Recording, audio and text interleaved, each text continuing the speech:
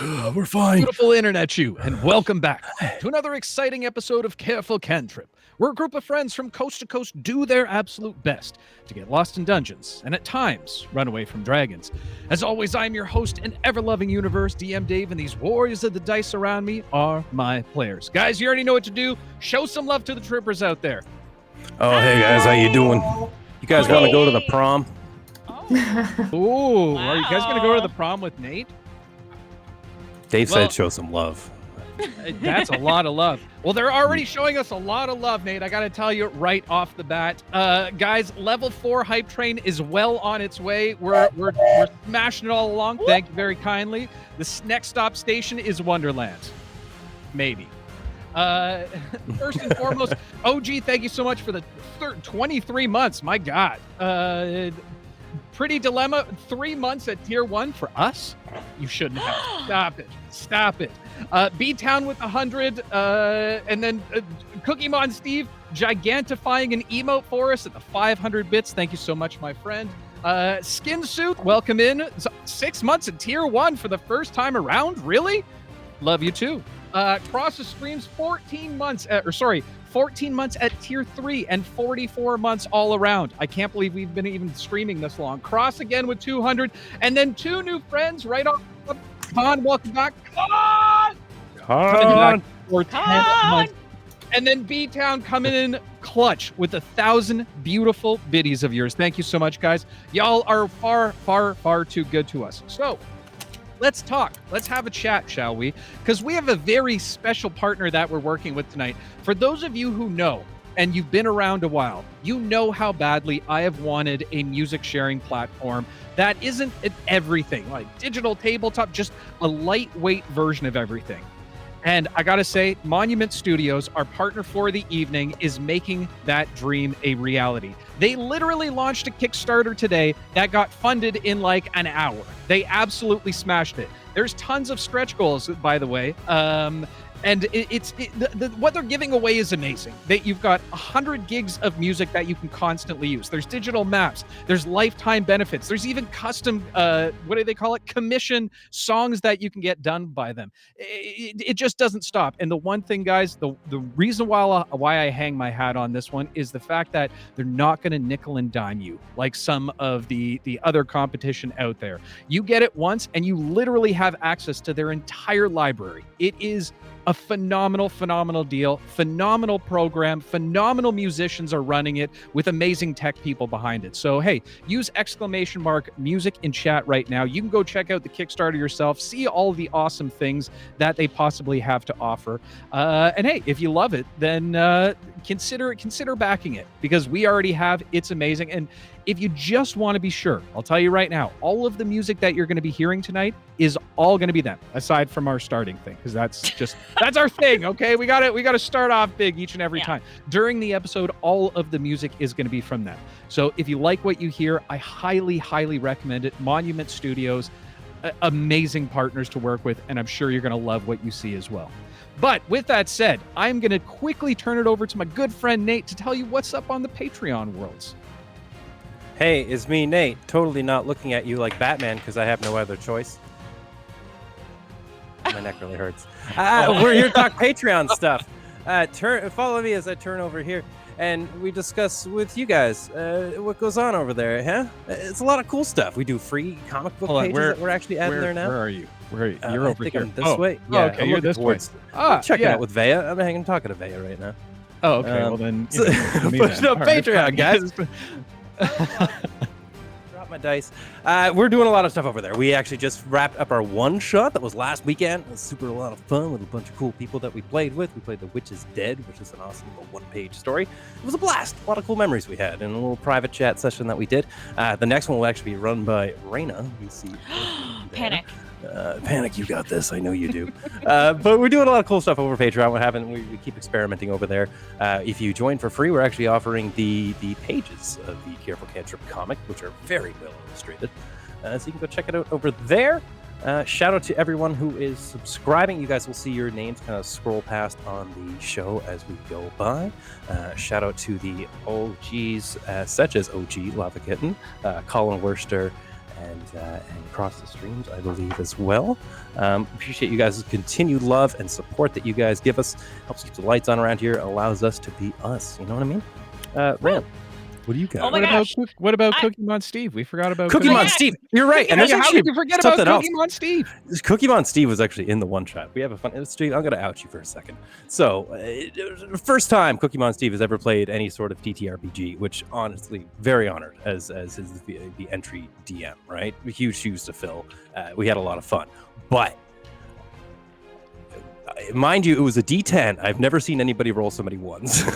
So, Steve, if this is either, I don't know if that you got all the ones out of your system for your TTRPG career early, or if this is just foreshadowing of everything to come. But either way, I really want to know the results, and then we got to run the games. So, thanks for coming out. Oh my gosh! Also, Hype Train complete. I just want to shout out the What's people happening? who have been. Oh, cool, guys. People have been giving it. B-Town, thank you for the Holy Gigafy emote. Cecilia, thank you for the tier 1 sub.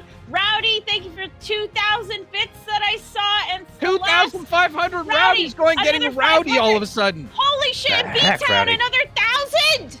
You're all crazy. We We're love all you in jail. though. Thank We got to you. get we got to get the bonk stick out again. It looks like. Oh, Mhm. I have it. Hold on. Oh my god. Here. Great. Right here. It's ready to go at It's all already times. inflated. Yeah. It is a little deflated. I need to No, pull it's it not up easy. again. We've had good, to use though. it too many times, guys. Thank you so much for your continued support. Y'all are way too good to us. Far too Yeah. good to us. Stop it. 6 Hype Train. Thank you so much. Thank you. Means so much. It helps us keep doing the things that we're doing here. So we really appreciate it. Okay, time to jump into the comment sections. I see you all coming in at the last minute. Listen, I'm gonna say this now. Get your comments in earlier. Okay. All right. I see like 7 comments come in the last like 5 Don't minutes. do it. All right. Don't do it. Wait till like the show is live and just dump. You know what? You know it'd be great if we got one of those like trains going in our YouTube comments where it's like day 365 of commenting right at the last second just for Reyna. Yeah, seriously. Okay, all right, here we go. Rapid fire. OG Lava Kitten. So looking forward to the find out part of fuck around and find out. Love you, Rune. Thank you. Oh no. This is from Cass. Chat after reading Betrayal. And then in all capital letters, hurt our feelings, Nate. And then Al after Rune confesses, breaks our hearts and probably runes. Chat. Surprise Pikachu face, crying emojis, and a few he understood the assignment comments. We love the roleplay and the drama. I can't wait to see what tonight brings. Hopefully Vea gets a lozenge soon. And of course, sending Dag all the love and well wishes. B-Town, Lou and Moose join the table. Absolutely. Minnick, I hope I'm saying that right. Minnick, 4533. Great episode, everyone. I'm glad y'all made it to and from Gen Con safe. Sad to see Dag leave, but so is the way of life. Looking forward to everyone being back and the chaos that David will throw at you all coming up. Me too. Whoa, getting formal with it. I like it. I know. Only my Use mom your full calls name. me David. My God. And Jess when she's mad at me. Yeah. That is true. Cookie I love Monster calling says- you David. Okay. Thanks, Jessica. You're welcome, David. Damn it. Okay. Cookie Mon Steve says, I love the tongue slip where Dave called the patrons the Patreons in the bar. And then OG responded saying, well, duh, that's because all the Patreons are Patreons. Valley Lally on the YouTube says, I couldn't think of anything clever, so I had my ghostwriters do some quick copy and then a ghost emoji and boo. Cookie Mon Steve, that hits just as hard the second time around, possibly harder. And then we've got Justin saying, hi, chat. And then Khan saying, Khan actually starting a bit of a war in our comments. Khan saying, sure would be a shame if the party just tossed his rune into the abyss. Yeah. And then OG says, wow. And then Bally, like the sassy, with sassy mom attitude, says, it would be, son, an excellent point. I'm glad you love her character so much as to mention this. Now I gotta build an abyss just for Khan. No, I don't want to go into the abyss. Well, no, just for all of his other mortal enemies. Okay.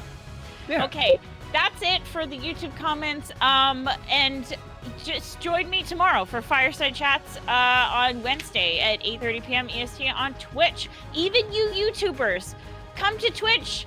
Come see me on Wednesday. Okay.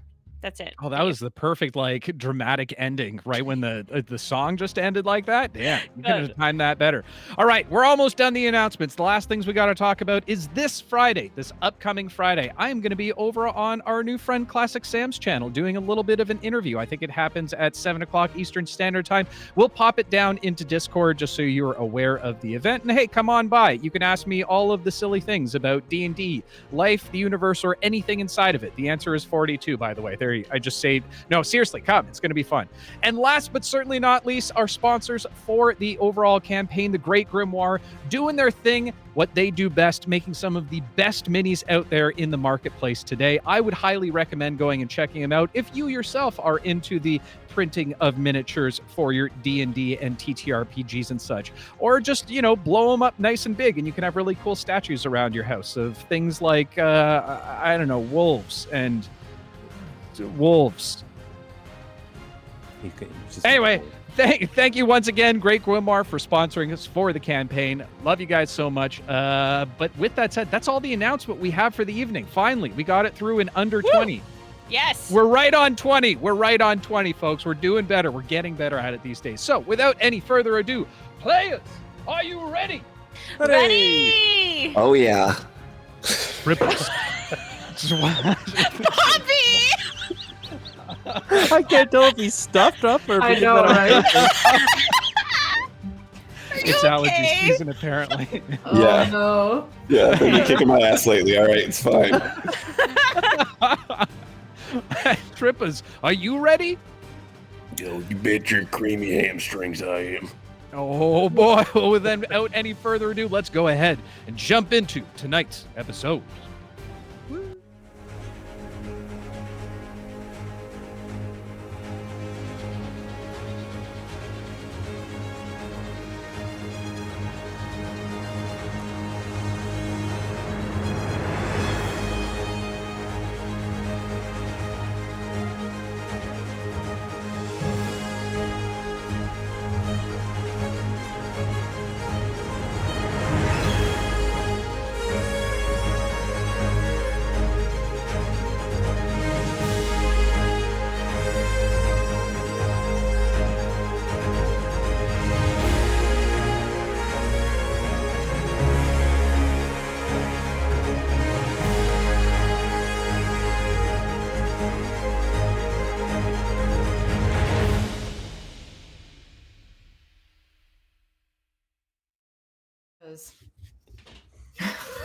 God damn it, Jess.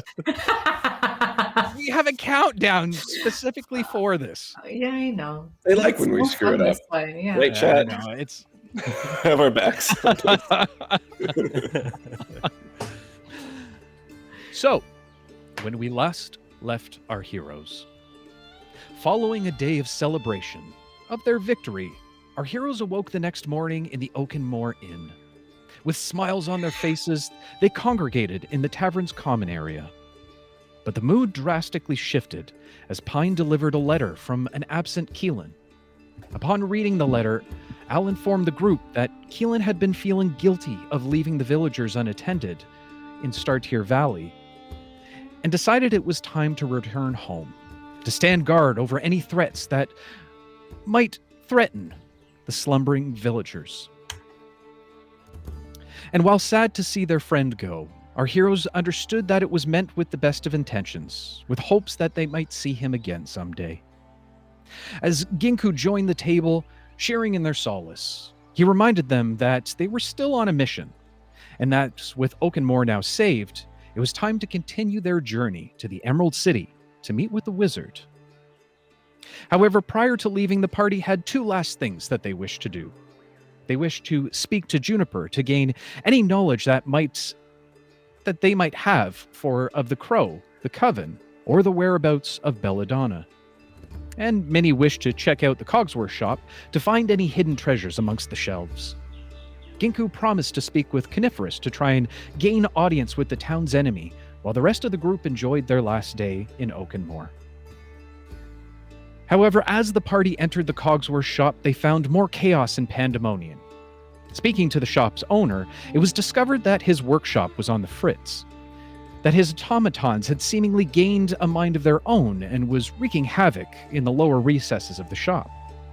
He begged of the party's assistance in resetting the main power source to bring order back into the shop, to which they happily agreed, for a price, of course.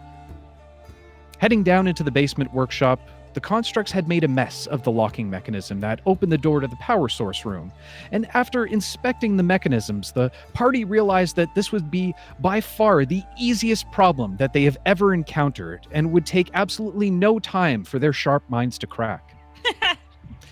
To their dismay, as they began to pull levers, the workshop sprung to life and attempted to defend itself. It conjured forth a number of constructs meant to keep the heroes out of the power source room. A battle broke out, which was mostly in the party's favor, able to make quick work of the defensive foes. However, during the battle, Rune attempted to use her sleep spell once more to ease the construct's aggression. And while the sleep spell had no effect, just the mere sight of the spell jogged Al's memory from a few nights ago. And after besting the dangers of the Cogsworth workshop and successfully resetted the power source, the shop owner gifted the party with a much-deserved reward. However, Minnie was more interested in Cogsworth's wares. He suggested a special set of bracers that would help with the little munchkin's mobility, to which she was happily to purchase with the assistance of her friends. Saying goodbye and leaving the shop, the party proceeded to try and find Ginku. However, Al had other plans. As the betrayal of Rune's actions set in, he could no longer hold back. Confronting Rune, she attempted to apologize, but without good reason. Al was not able to get past the breaking of his trust, telling Rune that she's ruined everything, before leaving her standing alone in the middle of a crossroad. And so, our story continues. Berrick and Minnie huddle behind a low stone wall, their figures obscured by the crumbling bricks and the overgrown vines that spill down from the top. It's easy for the two to hide, given Minnie's penchant for stealth and Berrick being, well, a cat. The town itself is quiet, the narrow cobblestone streets winding between weathered buildings with faded shutters and rooftops of mismatched tiles. From your vantage point, you two can see Rune and Al standing at the crossroads of two narrow set streets. The tension in the air is palpable. Al's voice is low but sharp, his frustration very evident. Rune's posture is tense, her head bowed slightly, as if bracing herself against the impact of the words. The argument is relatively muted from your distance, but the body language speaks volumes. Rune stands at the fork in the road, her shoulders now slumped, clearly burdened by the confrontation. Al is already walking away, his pace brisk and posture stiff, the tension in his back as rigid as the iron likely he feels in his heart. With Keelan leaving that morning and now Al seemingly walking away, the group seems to be falling apart in front of your eyes. Minnie, you feel the tiny hooves of Jeremy against your leg, and as you look down, you see a sense of worry and sadness in his face. You reach down to pet him and catch a glimpse of the flower ring Berrick had given to you during your pinky promise, a reminder to always stay together and to have each other's backs. The moment is yours. I cast Speak with Animals so I can talk to Berrick. Right on. Is he leaving? Is Al walking away? Yeah, Vanna. Oh yeah, I forgot this. Oh, See how long that lasts. the voice of the oopsie seems to have faded after after transforming into the cat form. Oh. Oh. I mean, yeah, that was not the fun kind of drama I was hoping to get over here. What could have possibly happened to make them fight like that? I don't know. I don't know. We should probably do something, right? Yeah, Yes, well, like, where's he headed, DM? Can I tell? Does it look like he's just fucking right off? Difficult to really get a sense of where he's headed at this point. He seems to just be walking down one of the streets, possibly to cool off.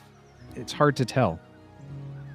Okay, maybe we should do some damage control. yeah. Okay, You take Al. I'll take Rune. all Sound right. good? Me and Jeremy have got Al. Right. Yeah. Good luck. You know, we gotta. You and me. We're the glue. Got it. And he'll throw his pinky up. Oh, I was gonna give you a Punch his prop. pinky. The pinky works too. My Okay. little toe beans. Okay, see you soon. Minnie's going to hop over. You said we were listening behind a little wall. Yeah, broken down half wall at this point. So she'll hop right over with Jeremy under one arm, and then she'll kind of scurry after Al, and shoot kind of like a worried, confused, sort of like, what the fuck, look at Rune, on her way past. Okay. It doesn't take you long to catch up with Al, given the pace that you're at. As you close in from behind Al, you can see him kind of rubbing the back of his head, shaking it a little, but you can tell that he seems a little off kilter. Something is clearly wrong. Al? He's Al? just kind of. Al! Uh, Where are you going? oh, Al! he looks down. Oh, hey, Minnie. Hey, sorry. I was just walking. Just walking. Me and Berrick were spying on you, and it sounded like you got in a fight with Rune. What's going on? Where are you going? Are you leaving us? No, Minnie, I just needed to cool off for a minute. I figured if I walk, I could maybe make my way downtown. Fucker. I know my pace is fast and might look like I'm homebound, but I'm just I'm just walking. And yeah, we got into a bit of a, I don't know, I don't know if I call it an argument. I don't know if it can be summed up that easy. Well, what happened? 1 minute we were all fine, and then the next minute you weren't.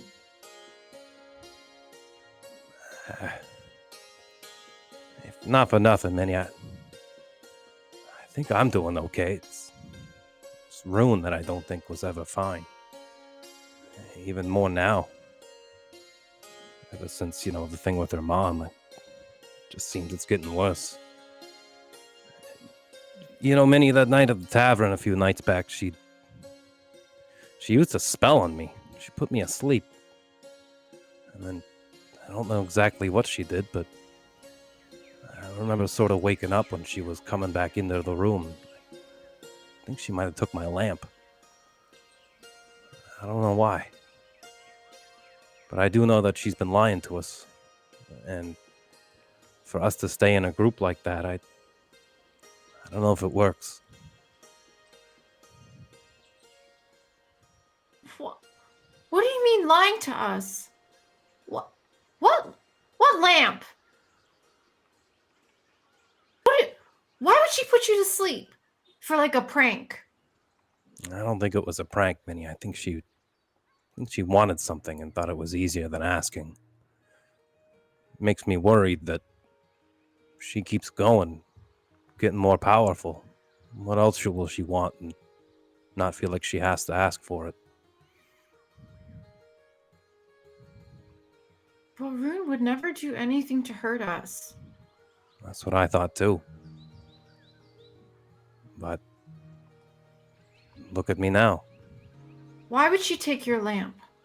What is it about the lamp? The lamp's got a special someone in there to me.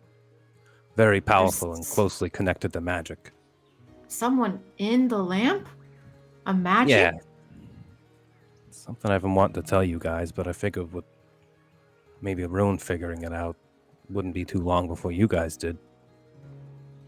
But yeah, there's someone there, Minnie. I kind of have to keep them secret. That's why I haven't said anything. If I did, then it would put an awfully big target on our back, carrying around essentially what's one of the most powerful things I think I've ever seen in my life. Wait.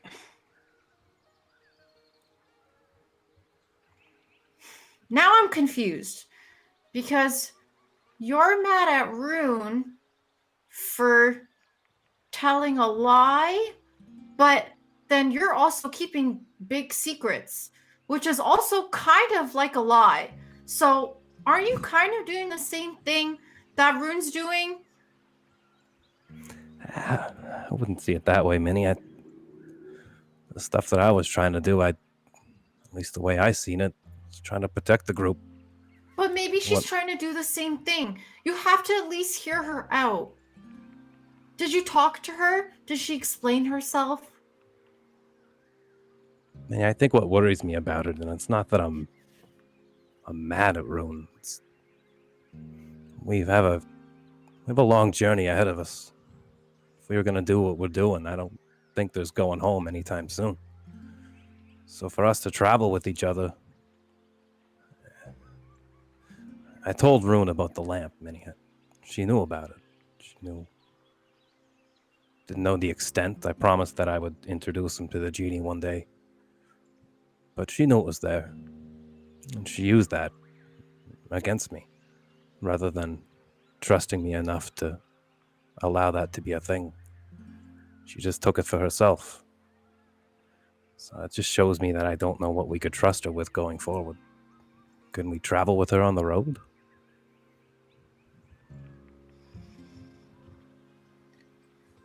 I guess I sort of see what you mean. But on the other hand, you have your lamp now, right? Yeah. So Yeah, she gave it back. But why not at least ask me for it in the first place, Minnie? Why the shuck and jive and building up my trust? It just makes me think that everything from the village days and up until now, she's just been using me. As she'll look Al dead in the eyes and very confidently, she'll say, I don't think there's any way that that's true. That's not Rune. That's not any of us. We're family. She would never, ever, ever do that. I know it would hurt my feelings. The biggest problem I see is that she didn't trust you enough to just ask for what she wanted. Minnie, what if we were at camp one night and you woke up and Jamrie wasn't there because Rune thought she could make him fly, didn't want to ask you again?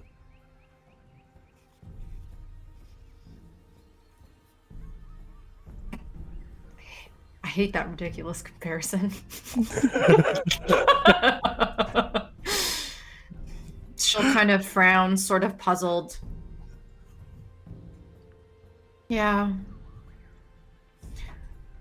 But I would want to talk to her at least. I would want to hear her out.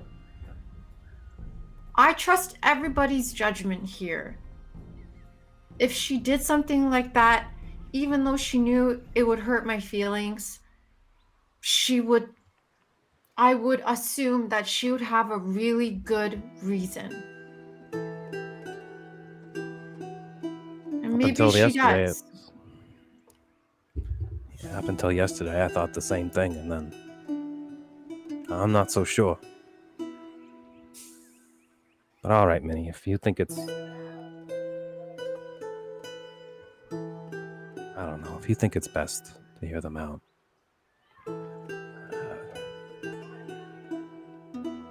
I don't know know. it's hard to trust again when Let me think she's about it. definitely broken your trust. Has your trust been broken already? Do you have trust issues? Where are you from? You just kind of appeared one day.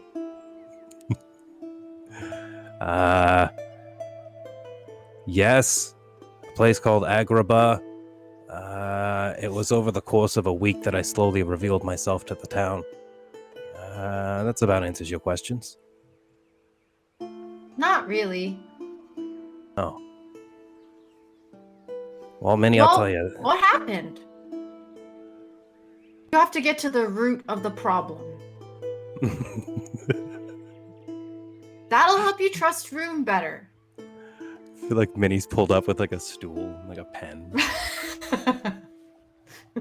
Suddenly, a small couch appears directly beside you somehow. Wearing a lot of tweed all of a sudden. That's some good neck support. Did someone Minnie, hurt you? Someone who... Someone that you trusted? Yeah, you could say that. It was someone that hurt my whole family, Minnie. Kind of brought me where I am. I've been on the run ever since. My siblings put me into hiding. My parents haven't been heard from. So yeah, I've had a lot of trust issues, Minnie. I was living in the town just to stay secret, and next thing I know, I met you all. Made it harder to stay secret. Now it's making it even harder as we go. And I feel like sometimes those secrets might get you all in danger. So yeah, there's some trust issues, Minnie. So when Rune does this sort of thing, I guess it's a little bit harder to take than when it's coming from my family, you know? She pauses and looks at you really sadly, as if she's kind of understanding you a little bit better. And then she'll reach up and she'll give you a big hug and just hold you there. And then she says, I think you're worth being in danger for. And you're safe here now with us. Just talk to Rune. Try. I support you. Yeah, Minnie, yeah. I'll think about it. I'll tell you what. You meet me back here, and Al's gonna kind of look just towards the sky to get a bead for the sun. It's like, give me about 2 hours. Let me clear my head. Then we'll meet back here. You're not gonna leave, right? We'll meet back here in 2 hours, Minnie. I need a yes or no. You're not gonna leave, right? You'll come back I'll come back. today, right here, in 2 hours. In 2 hours. Can you say the whole thing in a complete sentence? You're being very evasive and I don't like it. It's like what I do when I'm trying to get away with stuff. Al kind of looks to Minnie and is like, in 2 hours, I will be here in this spot. Okay. Jeremy, are you satisfied with that? Oh, I know. Okay, I'll see you in 2 hours. meanwhile, still standing in the crossroads, Rune continues to look down, contemplating everything that's just transpired, playing it all through her mind once again. Why wouldn't Al just talk to her? When she begins to hear a little bit of a rustling from behind her, as she turns to see a tiny little cat approaching her. This is pissed right now. I will hop up on her shoulder and then kind of like walk to the other shoulder, and meanwhile like have my tail kind of like grasp the like, bottom of her chin and point towards me, and then I'll hop off and come out of cat form. So that was a little heavy. Were you watching the whole time? Yes, of course. You want to enlighten me on what that was about?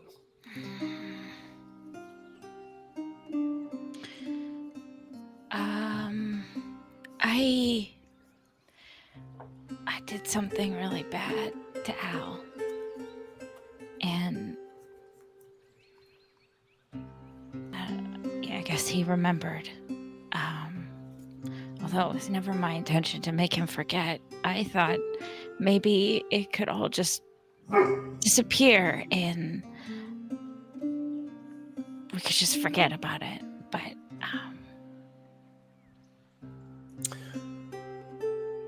Okay. Not gonna ask for the details up front. First question that comes to mind though is, are you upset that he remembered and confronted you, or are you upset that you did it?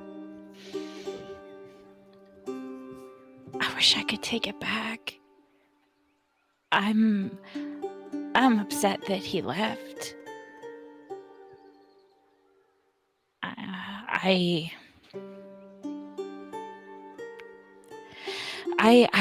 I lost myself a little bit, and Al confided in me, and Bear, everything happening with this star, he told me that I don't want to betray his trust again, but he had something that might be able to help me find a star. And it's all I could think about, and he wasn't ready to show me, so I just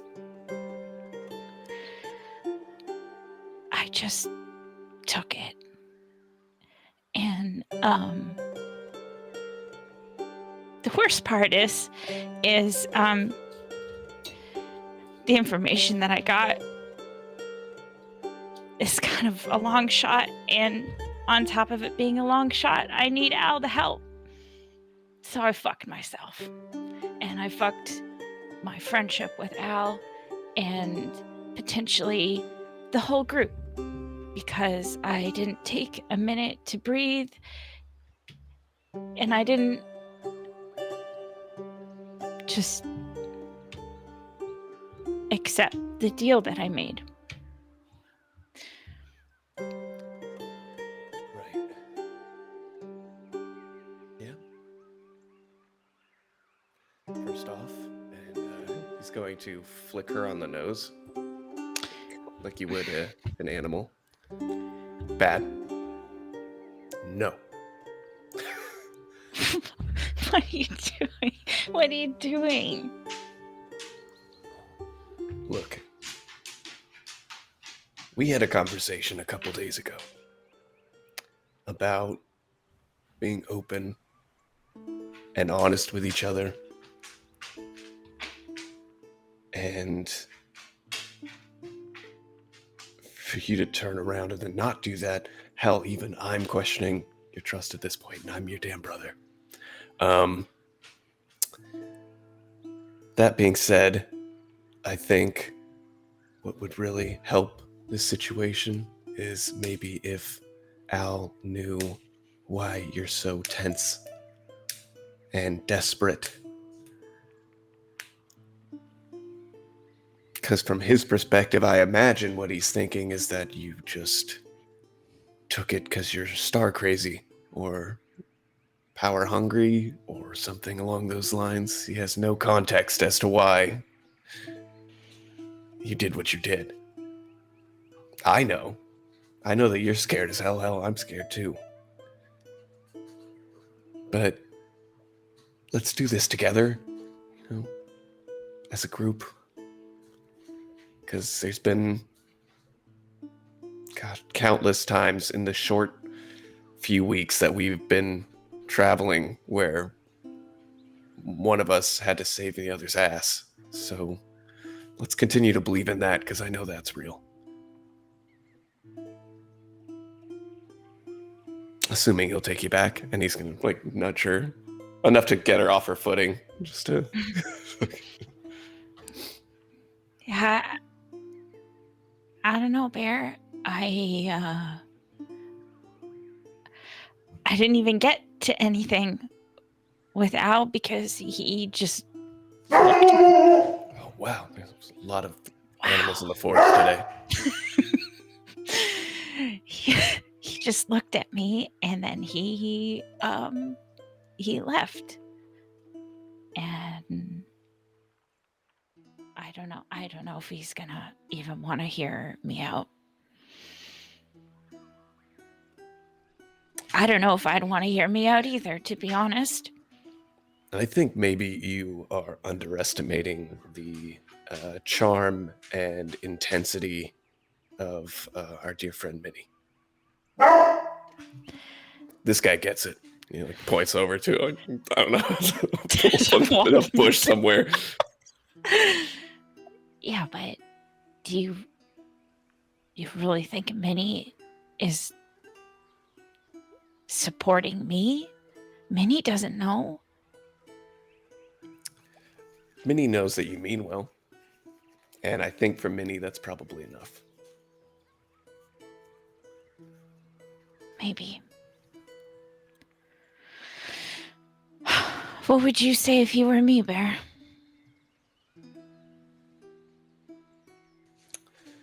You could try the truth. I think that would be refreshing. And what if he leaves? Then that's his decision to make. You don't... That's the thing. You need to trust him and trust that he'll have everyone's best interest in mind. Maybe Even I if should. maybe you didn't in this one instance. Maybe I should leave. And then you'll at least have Al and Minnie. We already lost Keelan. And if you were to leave too, then I guess we're just chalking up, Mom is a loss and Dad too, and everyone back at Star Tier. That what you want to do, or? No. No. Good. So how about you get your scrawny ass over there and go make amends? I'm not And he'll scrawny. push you towards the direction that Al was walking. All right. I don't know if he's still there or if she can see him, but Rune will start walking in that direction that she saw them leave. As the twins begin to make their way down the same path that Al and Minnie just took, it doesn't take long for them to happen upon another friendly face. Minnie seems to be standing there, seemingly consoling Jeremy a little bit. Hey, you guys.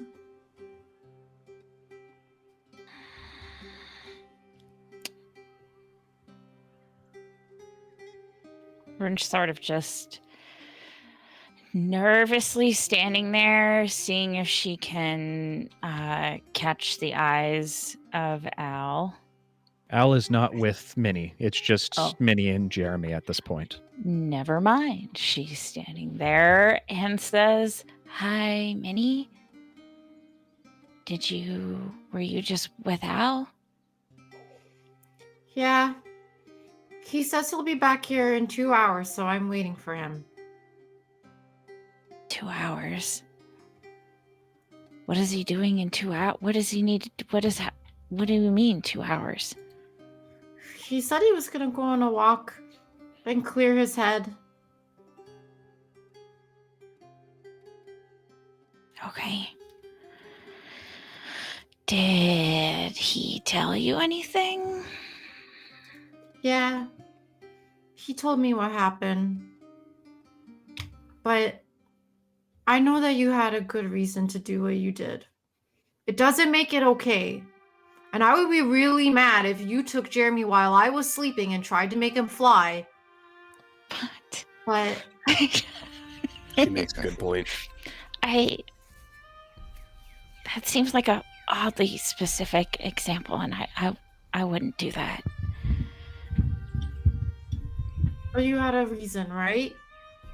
One that matters. Bruno, look at Berrick. She has a good reason. But she's still bad. He flicks her nose again. You should have just trusted him enough to ask him. If it mattered that much, Al would understand. Yeah, in a way, I did ask. He just wasn't ready. What? That's a terrible excuse. I'm I'm starting to think you finished. didn't learn anything. I haven't finished, Bear. Flicks her again. But I then if tried he wasn't asking. ready, maybe he had a good reason to not be ready. Did you Yeah. ask him directly and specifically? No. I think we should always be direct and specific with each other. I know you guys say I'm too honest, but I don't think I would make a mistake like this. If I needed something, I would just ask. And if he said no, then he says no. And I'm sure he had a really good reason. Bruno sort of like kneel down to Minnie's level. And she'll put her hand on her shoulder to say, "I know you would never do something like I did. You're one of the good ones, Minnie." So are you. And Al knows it, and he'll be back, and you can tell him why you did what you did. And maybe he'll forgive you. I don't know, Minnie. I don't know if I'm one of the good ones. And I don't know if Al's gonna forgive me. I don't think I would. I know you're one of the good ones. I think you're full of poopla right now. What's poopla?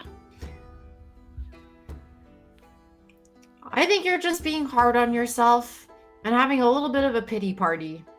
You have to own what you did and say sorry and mean it. And if you're not sure if you're one of the good ones, then make better choices and be a good one. It's that easy. Right, Bear? Yeah, Rune. I mean, sometimes good people do shitty things when they're scared. It's totally normal.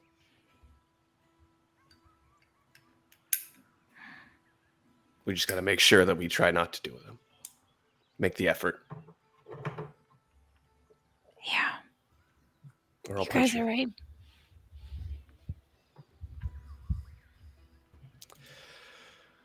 So, We have to wait for him. He told me he'd be back. I asked him specifically and directly. Oh, since we're waiting, here. And Rune will reach into her pack and she'll pull out she'll pull out the marbles that she purchased earlier and she'll hold them out, open her hand, holding the marbles. She'll say, these are for you. I was only gonna get one, but I got a bargain, and I got them because I don't know if you remember when we were at the wishing well, you let me borrow one of your stones, and well, it's at the bottom of the well and I never got it back, and I don't think I really need my wish anymore. So I thought I'd at least return you what you gave to me. My rocks are for my friends. Are these circle rocks? Yeah, they're called marbles. I asked for a stone or a pebble, and this is all they had. I figured it was close enough. She'll hold them in her little hands, and then she's gonna rub her face on them, and she's gonna be like, "They're so cold." I'm glad I you like them. love them. Okay. Thank you. Berrick's gonna hold his hand out expectantly. What'd you get me? I got you, and Rune will immediately attempt to give him a wet willy. I'm surprised you didn't tell me to close my eyes first. Yeah, you would have at least got an advantage at that point. Yeah. Just make an unarmed strike for me. And Berrick, give me an acrobatics check. Oh, by the way, you both I rolled a nat one. you both have inspiration. I have inspiration? I think so. Wow. Do I have to use inspiration on my next roll, or can I just accept it? You have to use it. You have to use it as for this particular role. Actually, maybe I lied. Maybe. Oh yeah, no. Rune has it. That's wild, Jeez, Chad. chat being nice. I don't I deserve know. it, but thank you. I Well- have it from Con, but yeah, I rolled a 15. I rolled a 16 with my advantage. Sorry that it got wasted, Con.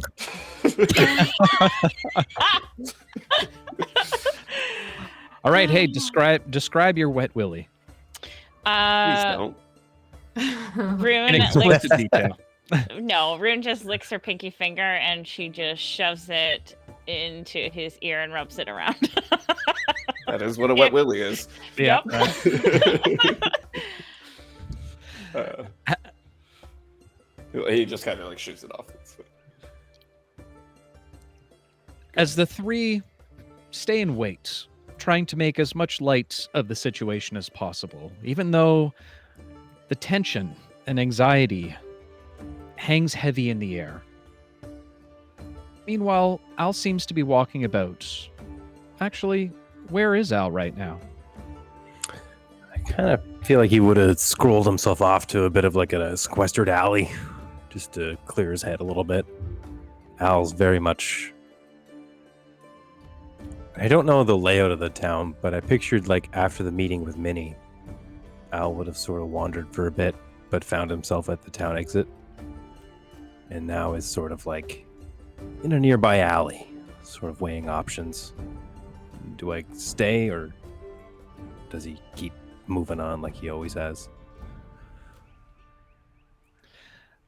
Al, as you rest in this sort of alleyway area. Heh. Oh, I see that. I did that to myself. The thoughts race through your mind.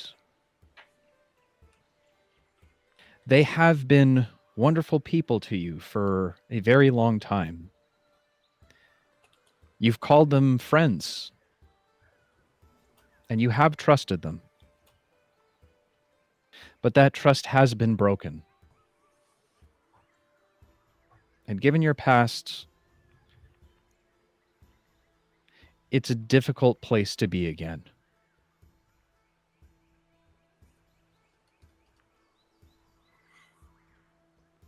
You sit in contemplation for some time. when suddenly you hear a voice coming from down the alley.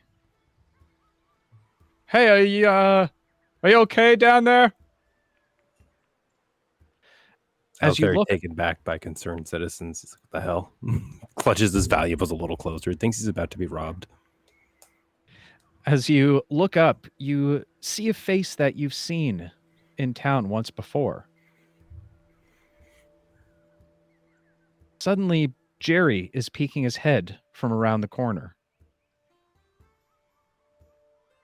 You okay over there? Hey, Jerry. Yeah, I'm doing all right. Just tying my shoe, you know. All right. You seem a little lost. No, just getting out of the sun. All right. Well, if there's no problems, I'll be on my way then. He tips his hat and continues to walk onward. That was always weirding me out. You sit there for the full length of time.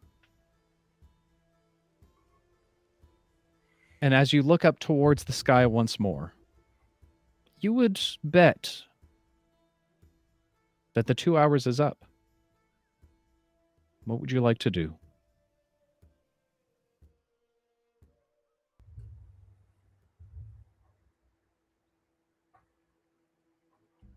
I think he's going to start wandering towards the exit.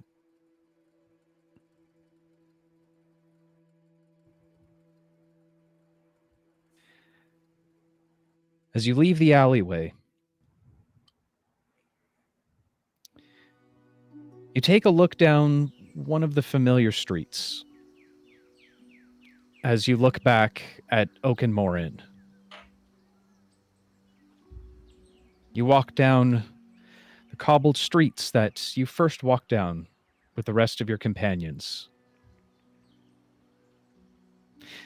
You pass by the rusty anvil, thinking about the strange construct known as Bolt. A bit of a smile graces your face, thinking about how close it was against that entity in the cove. You pass by the general store, remembering being inside as Keelan's enlarged head was stuck. And then finally make it to the tea section. To your left is the city gate. To your right is your group of friends.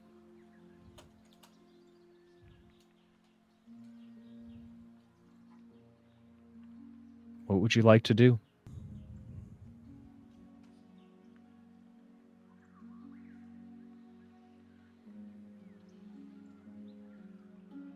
Yeah, I think he's gonna go for the gate, Dave.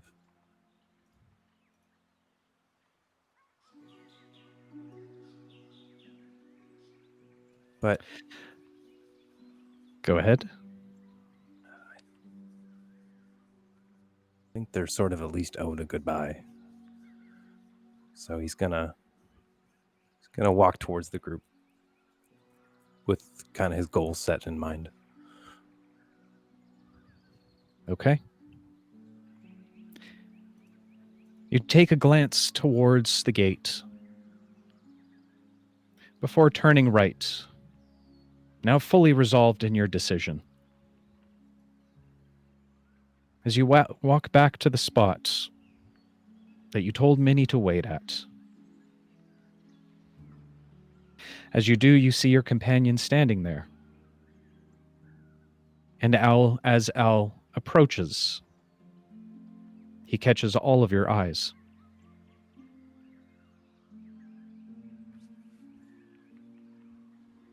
See? I told you he'd come back. Although, and I know I'm very impatient, that felt like longer than 2 hours. I got caught up talking to Jerry. He just wouldn't leave me alone. Who's Jerry? Just from a previous episode. Super minor character, didn't give us any loot, doesn't matter. Right, guys, as he like looks at the fourth wall.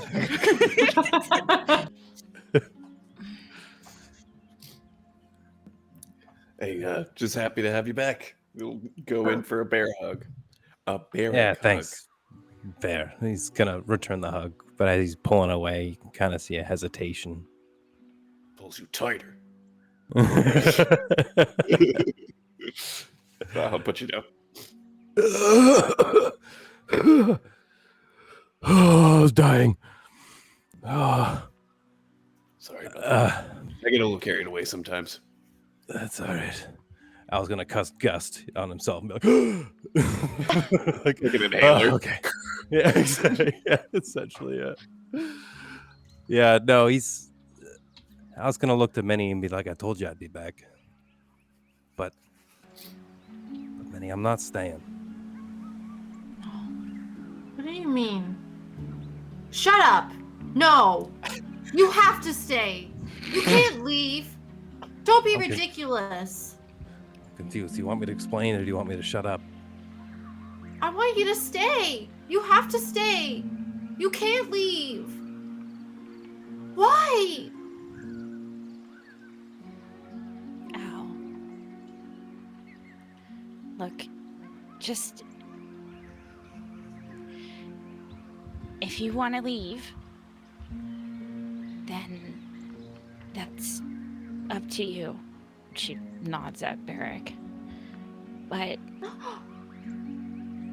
I know that we need you, and I need you, and I know that doesn't matter, but I'm hoping that you'll at least hear me out before you go, because I think you don't have to forgive me, but I think you deserve to know everything before you go.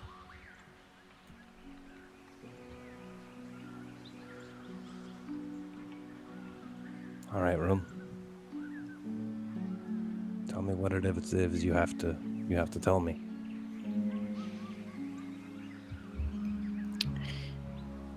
Okay.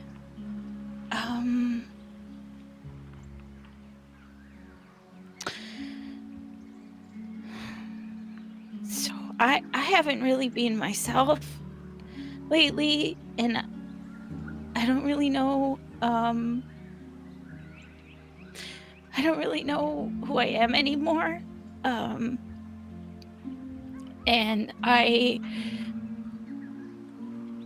when my mom was possessed and when everything went to shit in the town, Kui or whatever Kui turned into I died. I really did die. And I went somewhere, and I don't know what it is, if it's an afterlife or I don't know, but Sleeping Beauty was there, and I just kept thinking of all of you guys just laying there asleep and knowing that I just died. I had to get back to help you guys, and so I made a trade for more time with Sleeping Beauty.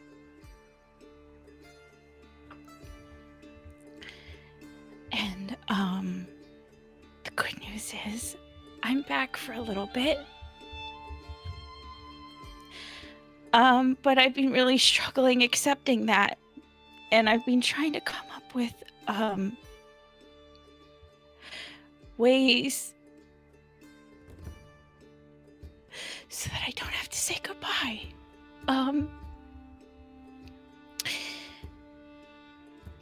But as time ticks on, I'm realizing that's probably not a reality. And anyways, Al, you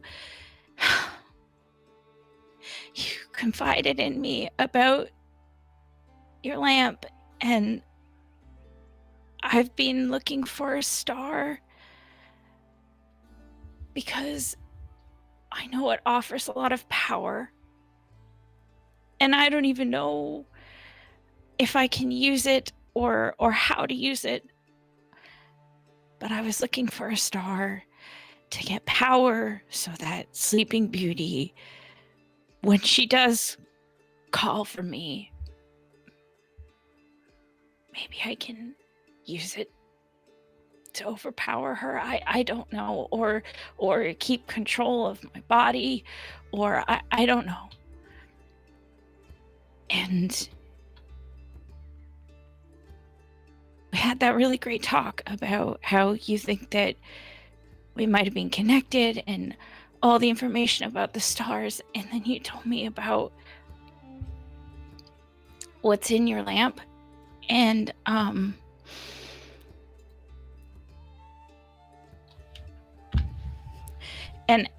and I asked if I could talk to him, and you weren't ready. But I just feel like time was running, and I couldn't stop it. So I thought the only way that I could save myself was to talk to your genie. And the shittiest part about it all is the information that I got. It's such a long shot. And it made me realize that it doesn't matter, even if your genie had some sort of information like he could save me from this fate that I feel like I'm barreling towards. It doesn't matter, because at the end of the day, I knew when I brought that lamp back to you that I lost you, and you would be nothing but good to me.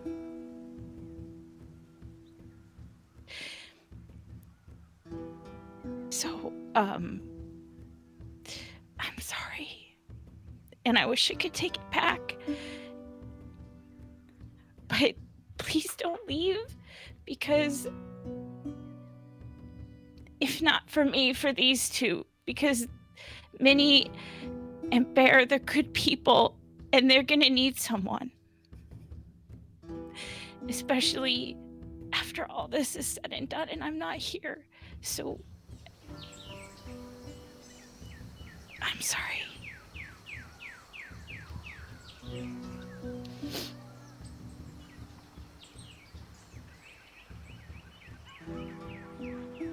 Al's gonna sort of look to Rune and say, Rune, I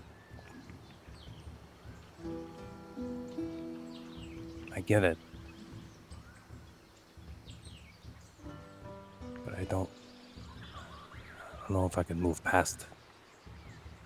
I don't know if I can't trust that you won't do something in the future that's worse. Can I have my scarf back? Oh my. No. Oh, Minnie, it's No. okay. No. None Minnie, of this is it's okay. You're not dying, and you're not leaving.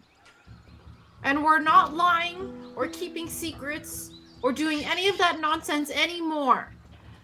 Unless it's to other people and it's in our best interest. No more. Vern will take the scarf off. Stop. It's okay, Minnie. It was... She'll look at Al. It was never mine. Whew. She will hand it back to Al. Whoa. No. It's all right, Minnie. It's not all right. You can't go. I'll follow you. I have a grappling hook, and I'll use it.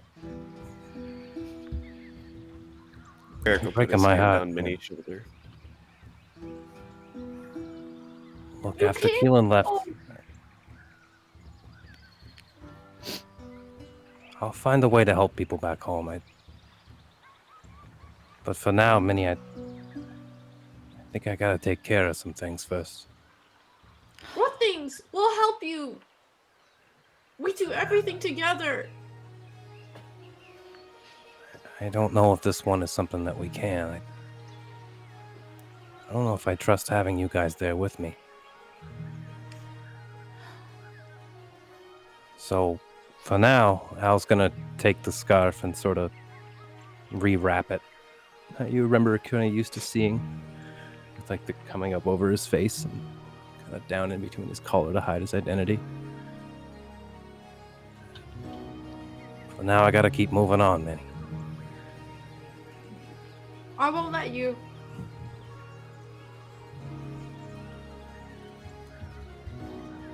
Well, I'll follow you. I know you will. And Well, that's I'll gonna make it follow hell you. for these guys. You can't leave.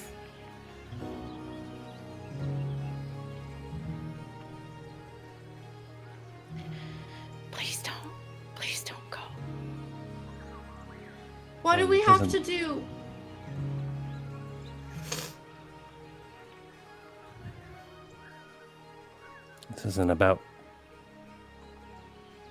This isn't about you guys or even you, Rune. Then what's it about? Just tell us. Let us help you. Al, You're are you certain this is the path you have to take? For now, Berrick, yeah, I'm certain.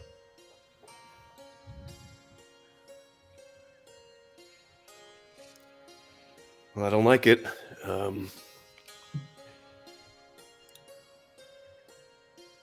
But if you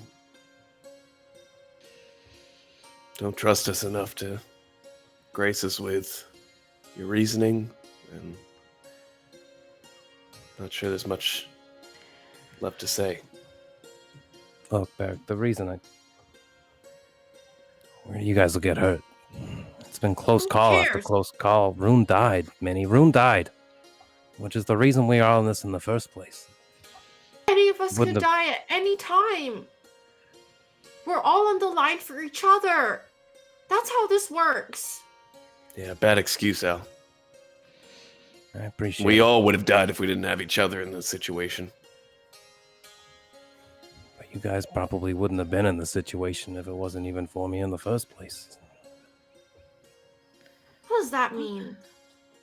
It's all just been death, Minnie, everywhere I go. I show up in town. My family, the people I know, friends from back home. And eventually it'll be you guys too. I think you guys should stay on the path. No. I'll see you in a bit.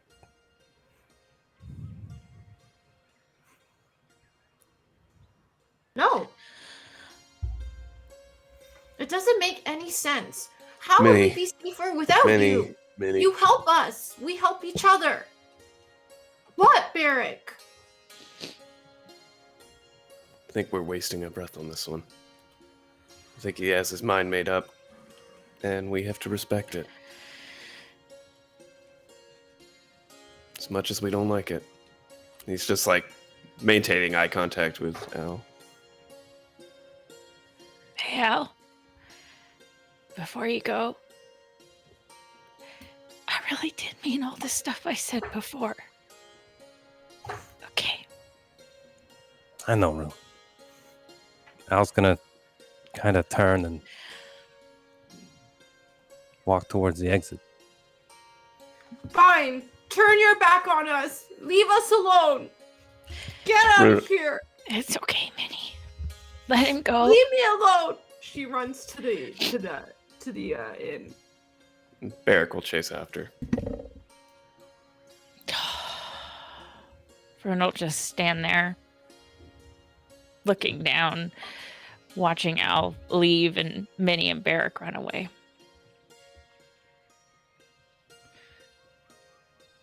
As Al makes his way back towards the exit,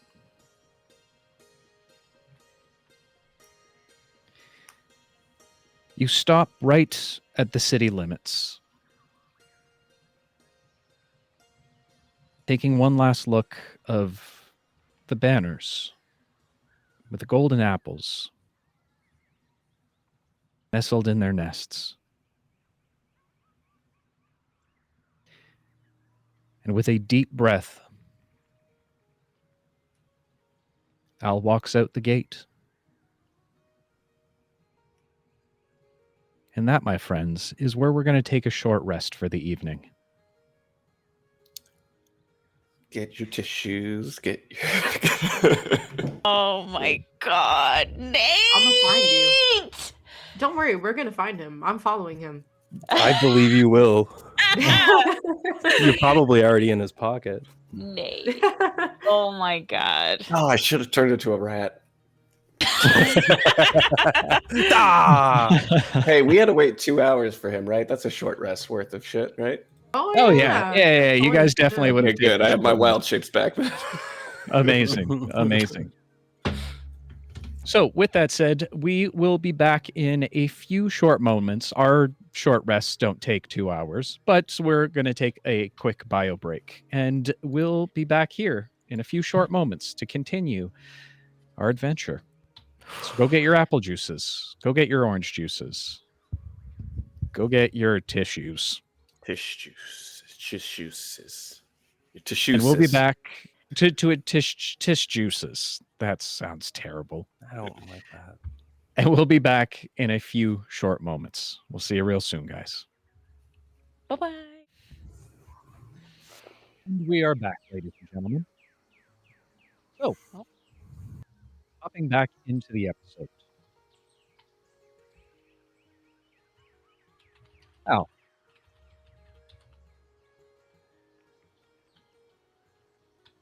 Continue to walk forward in an otherwise beautiful summer day. But the darkness hangs over your foot. And just as you're about to set your feet, Real quick. Dave, sorry. Check your mic stuff, because Something happened with chat's your also audio. having trouble hearing you. Dave's mic is weird. Oh, There it's you back? go. What happened? Well, hello? I didn't do anything. Did I press Great. something? You should do I don't that know. whole You thing did it, though. again, if you can. Okay. For the VOD. All right. Okay. Fair enough. Are We're we back. Chat, are we good now? Are we good? Are we all We're good. fixed? 10 out of 10s from LV. Okay. So, Al, as you make your way outside of the city gates in an otherwise beautiful summer afternoon, a darkness seems to cling to your heart.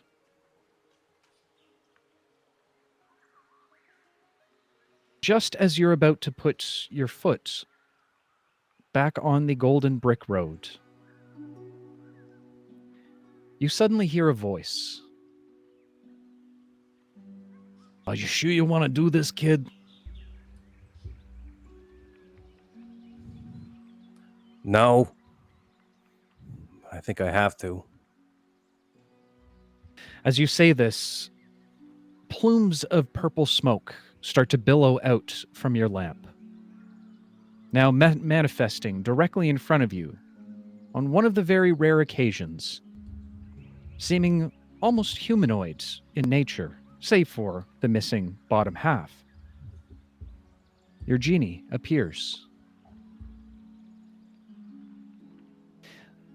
What Rune did, putting you to sleep, taking the lamp, I know how much it must have hurt you. And hey, of all people, I understand that. You've been betrayed before, and trust is not something that you give lightly. And I'm sure it feels like she's ripped it away. Yeah, you pretty much nailed it there, Genie. Pretty much nailed it. I figured as much. The problem is you're not seeing the full picture here, kid.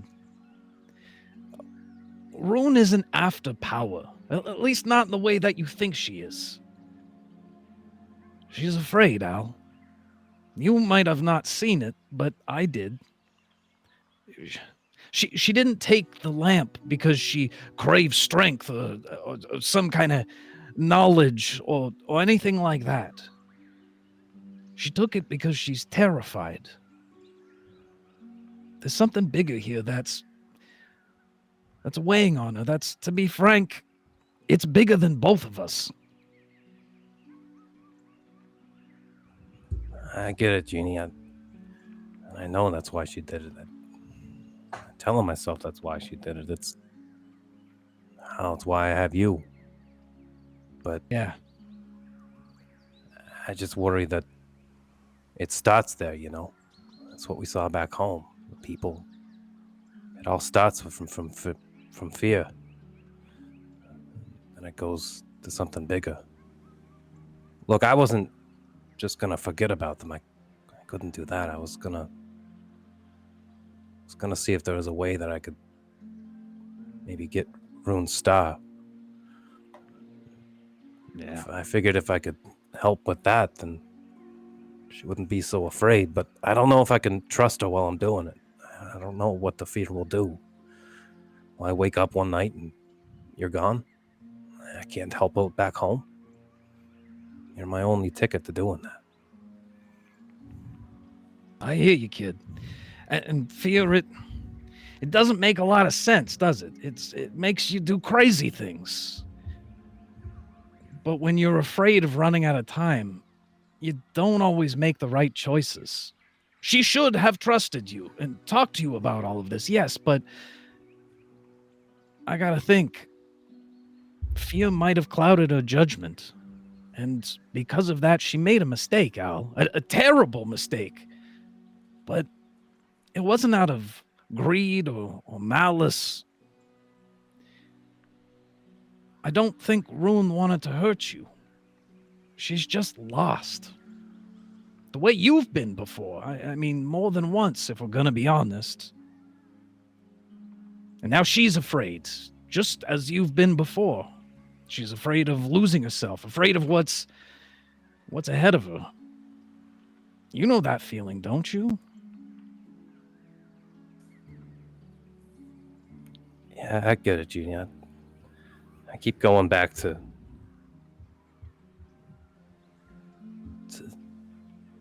what if we do this? What if we, succeed?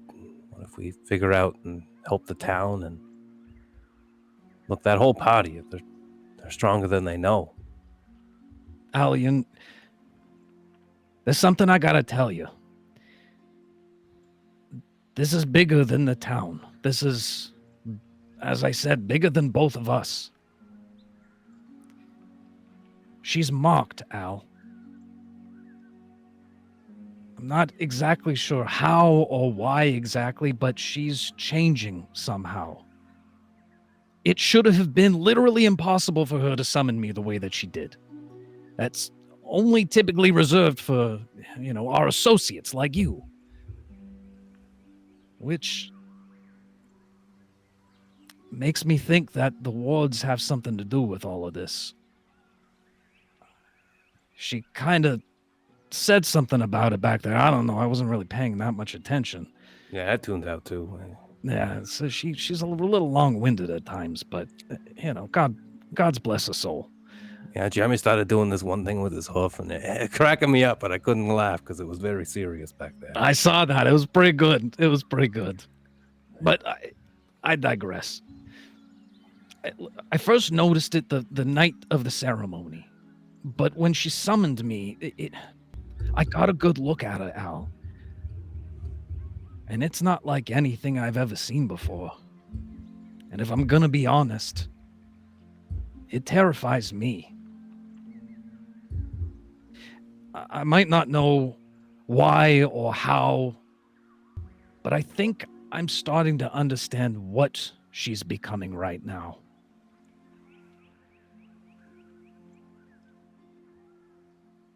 Is it bad? I don't know if I would call it bad. I don't even think there's a word for it yet. The best way I can describe it is she's becoming an anti-Genie. complete opposite of what I am.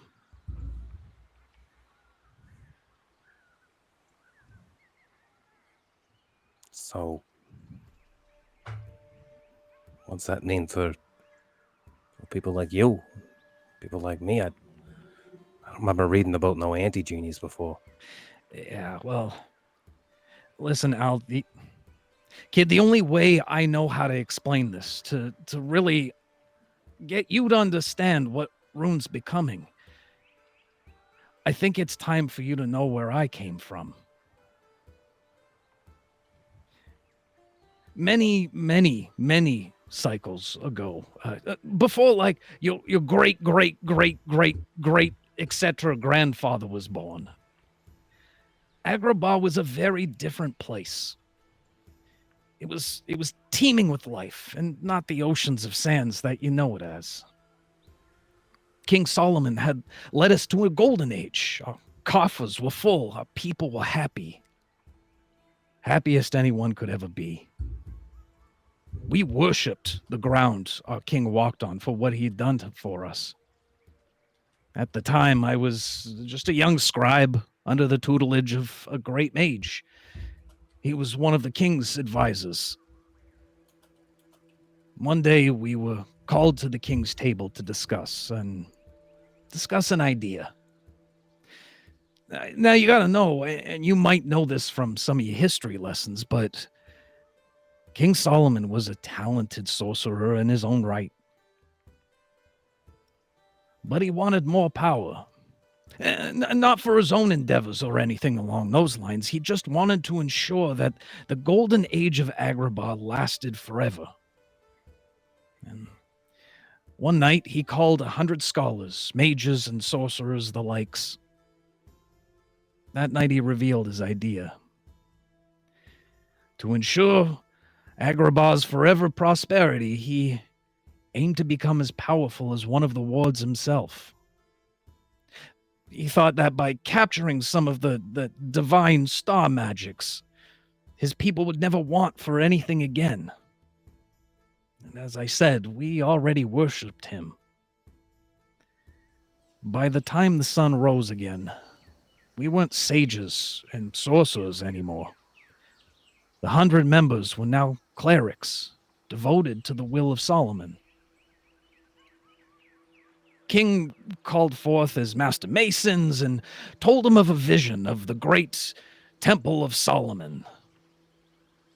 The ground where the temple was going to be erected was blessed.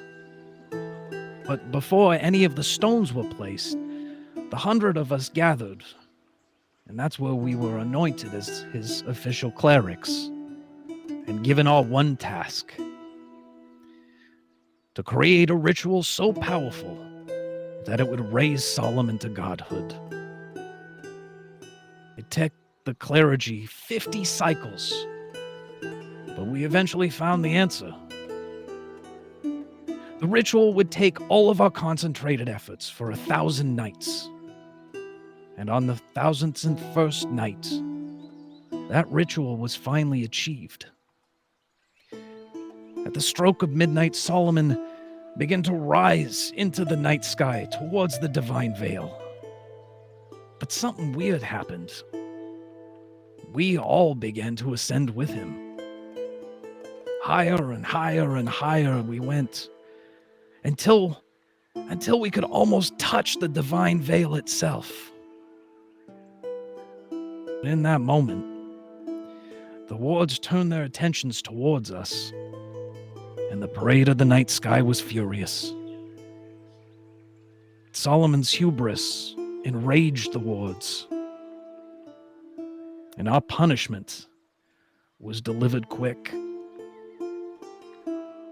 But instead of just destroying us outright on the spot, they gave us exactly what we wanted. Through the worst pain and anguish you could possibly imagine, we were imbued with these solar magics. We were transformed, all of us, into beings of hot golden light. And now, as pure starlight, we too were ruled by the constellations. Our newfound abilities and powers bound us to the wards, forced into eternal servitude. When the transformation was complete, they flung us out of the sky like it was nothing. We barreled back to the ground. As we traveled further and further away from the divine veil, our golden light bodies began to cool. The energies seemed to harden around us and encased us in golden shells. Our new prisons. All at once, 101 shells crashed back down into Agrabah. The impact was so great, so devastating, that it changed the landscape forever. Gone were the fertile lands, and now it was just the sea of sands that we know now. A golden age ended in a single moment. I guess the wards really just wanted to make an example of Solomon and his clerics.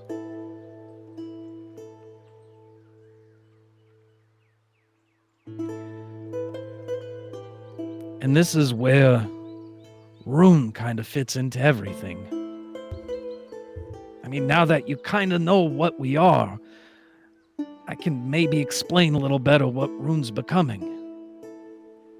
I mean, we're infinite sources of starlight in a shell, right? You get where I'm coming from? Following so far? Well, Rune's a shell without the power. I mean, she's got a little bit of her natural gifts, right?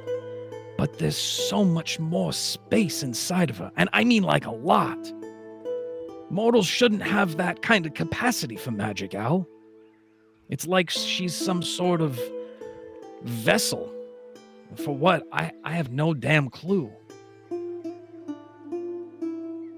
I think she believes that the fallen star, the one that she's been searching for, it might be her only way out of this fate. That's why she came to me, Al.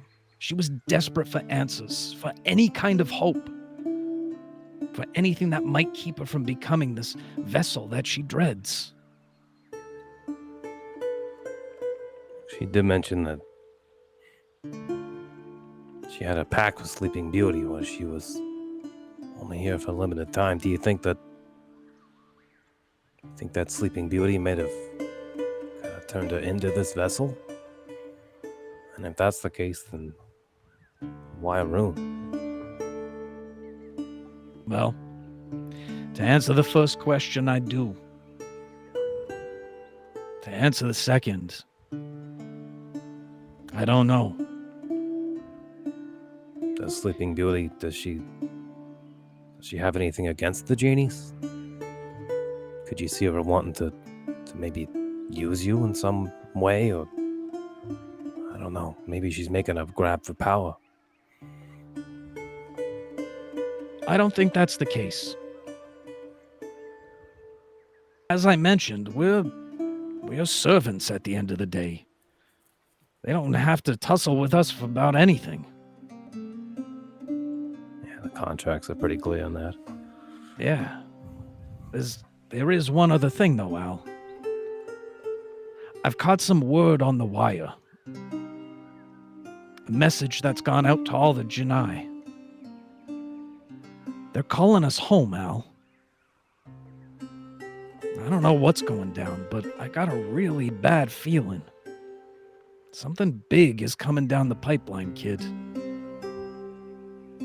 There might be a time where we gotta go back, whether we like it or not. Wait, I'd be going with you? We're bound together, kid. You read the contract yourself. That's a trip. Yeah, I mean, I guess if you need me, Genie, but where does that leave Rune in all this?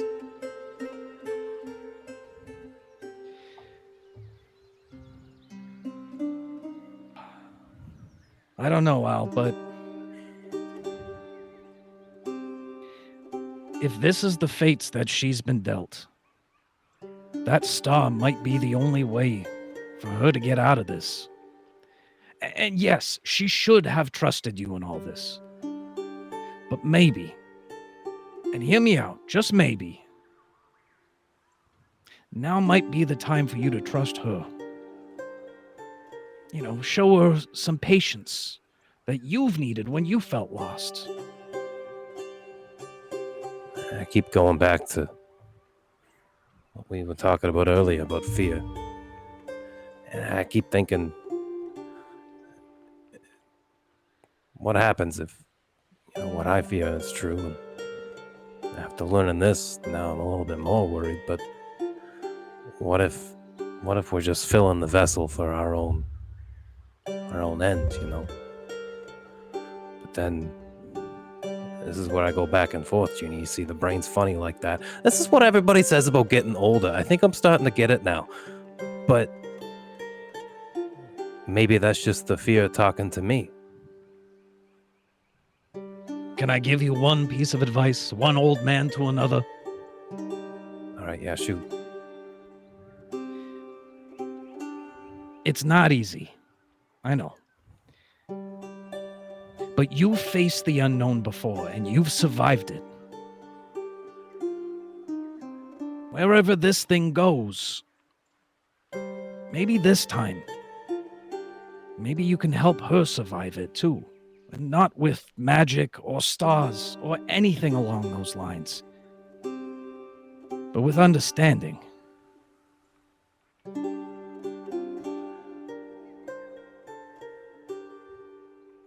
Yeah. I don't know, man. Al, It would be nice to see Minnie again. you gotta let go of whatever fear or anger you're facing right now. It's not what she needs, and deep down you know it's not what you need either. I know. Section 4 of the contract. Fear leads to anger. Anger leads to hate. Hate leads to internal suffering and bowel indigestion. Right. And Yeah. perhaps you might be the only one who can show her the other way. And you're not going to do that by pushing her away and leaving them all behind. We've run long enough, Al. This could be our time to take a stand. And not for the cosmos, not for the world. For you. By being the person who can guide her through this. Just as others have been there to help you.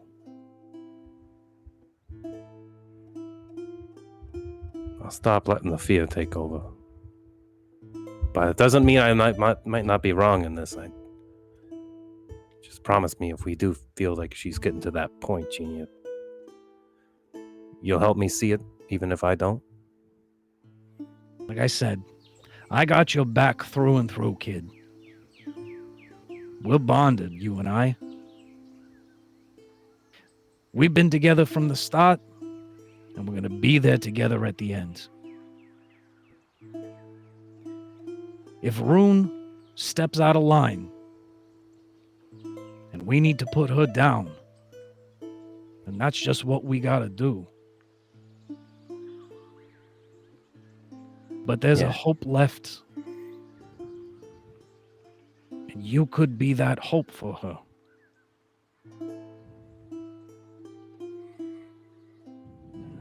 All right. Al's going to sort of get out of his tying his shoe position and throw his sling over his back and start heading back towards the group a little bit. Is the Genie, you said he's in human form, right? He's like going beside me at this point. He is, but as you begin to kind of shuffle, and he can see that you're starting to change your mind, you'll see some of just the outlier smoke now starting to fill back into the lamp. While still present, you can tell he's now going back inside. You know, I gotta say, there's a lot less musical numbers for these life lessons than I thought there would be. But you do pretty good. You know, I could sing a song, something about suddenly letting the the fear, take the wheel and steer. We'll work on it. I had this one about going downtown earlier. I think I've workshopped that a little bit. I heard that. We should workshop that later.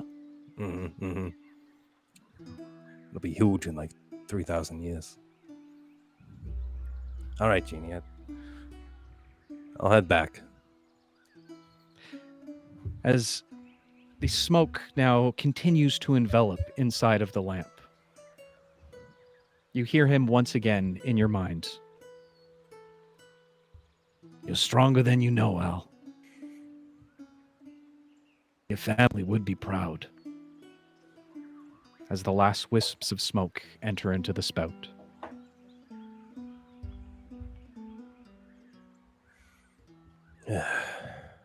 Stupid family.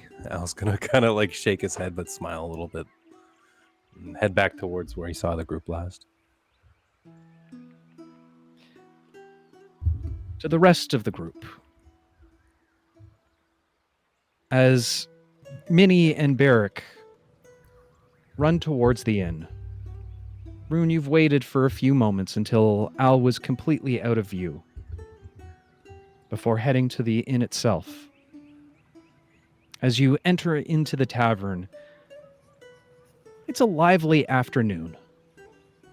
Many of the patrons enjoying food and beverage, some laughing, bolstering about the day's events. You can see off in the corner the minstrel now tuning his instruments for the night's festivities. However, in one dark corner of the room, seated at a table, Minnie and Berrick sit. I thought it was going to be Sebastian. I was like, Just Aragorn? sharpening a knife.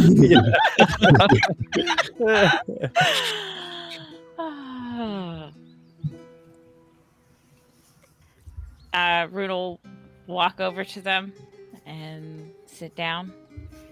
Hey. Hey. I'm sorry, guys. I really fucked up. No. No, I think if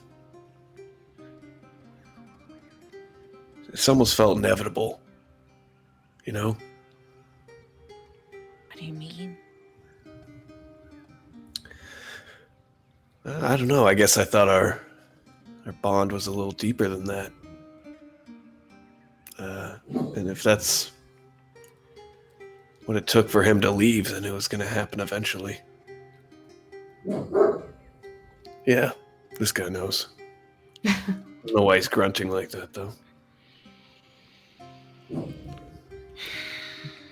Minnie has her head down on the table and isn't saying anything. Yeah, Berrick's just like see- rubbing her back as he's talking to Rude. Jeremy's on the other side, also rubbing his back with the hoof. Hey, Minnie, want to play marbles? No, Okay. leave me alone. Everyone's dying and nothing matters, and I want to go home. I mean, not everyone's dying. Well, you're dying, and Keelan's gone. To everyone else who's dying, and now Al's gone. I Yeah. hate it here. I wish none of this had ever happened.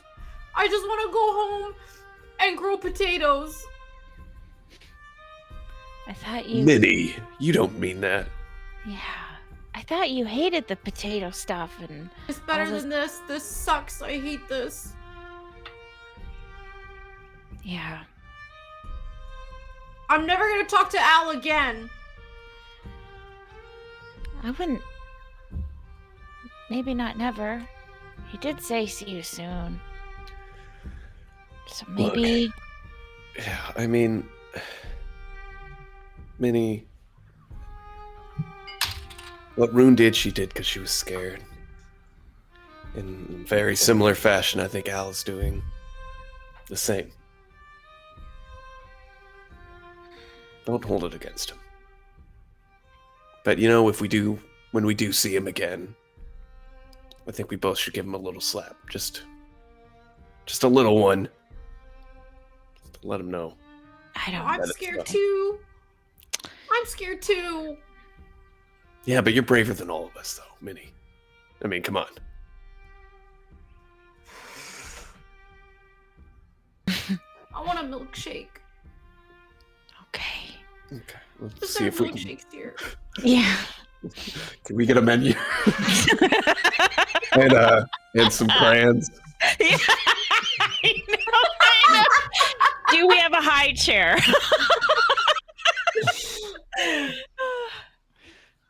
Just as you say this, a familiar voice rings out. One of the servers you've known for a very long time. Relatively. You got like a spot for 3. You guys eating in, taking out. What are we doing? We got 2 specials on today. One's a soup with hearty bread. It's not very good bread, but it's there.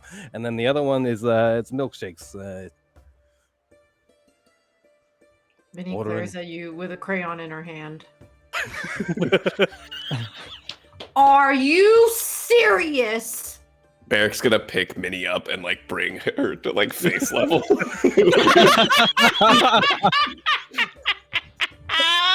I can't. Hey, man. Well, what do you have to say for yourself? I throw a crayon at you. Are you back? Or did you I was forget gonna reach something? He'll I was set her gonna on the reach into his table now. apron. I was gonna reach into his apron and just give her another crayon. It's just I throw it on the floor. Talk. Are you What? back? Yes or no? yes, obviously. Now are you gonna order? Yes or no? She stares at you. And then am I standing on the table? Yeah. Yeah. She's gonna jump up and hug you and whisper in your ear, if you ever try to leave again, I'm gonna kill you. Yeah, okay. All right.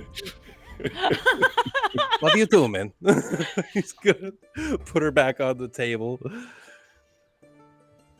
I'm having a bad day. It's been a weird one for all of us. You're making yourself laugh. It's like the highlight for I me. know. It's all about Minnie, guys. Oh, all of this is actually Yeah. Minnie's big adventure. That's the best part. Berrick's gonna approach Valley next, got it right. Yeah. and he's gonna slap you right across the face. Ooh, me? Yes. I would like to try to dodge this. All for it. All right. Go ahead and make an unarmed attack roll for me. And if you're trying to evade, then I'll say go ahead and roll a acrobatics check for me. Oh, I rolled a 7. Oh, that definitely doesn't hit my AC. Yeah, no, I would assume that misses wide. Dave, can I go for the counter slap? Absolutely. Sure. This You is. sit there and you take it, you bitch.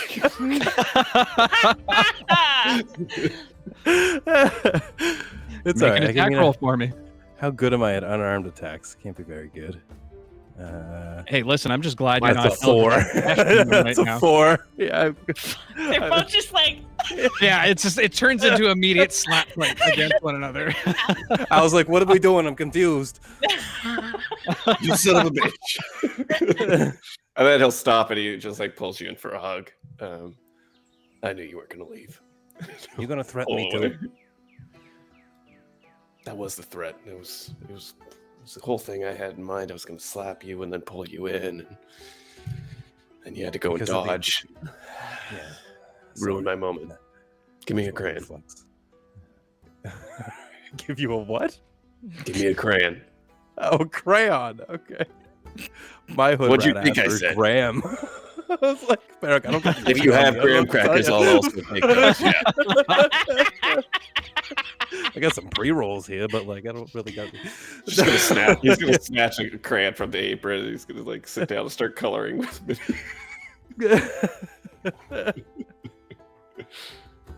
Bobby said it the right way. Crayon. Thank We're you. just gonna awkwardly stand and then like sit and then like kind of stand and then hey, sit back down. Turns out you might be an anti-genie. I don't know quite what it means, but we're gonna try to help you out and maybe save your life. You ordering? You want? You want the bread? I'm gonna drop my crayon. Is that a joke? Are you joking? No, I talked to the genie. He kind of convinced me of staying.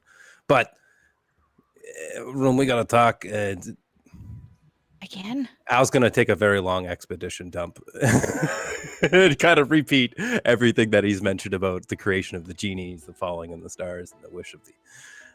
And that pretty much leaves us to where we. I said that you were an anti-genie. I don't know what it means.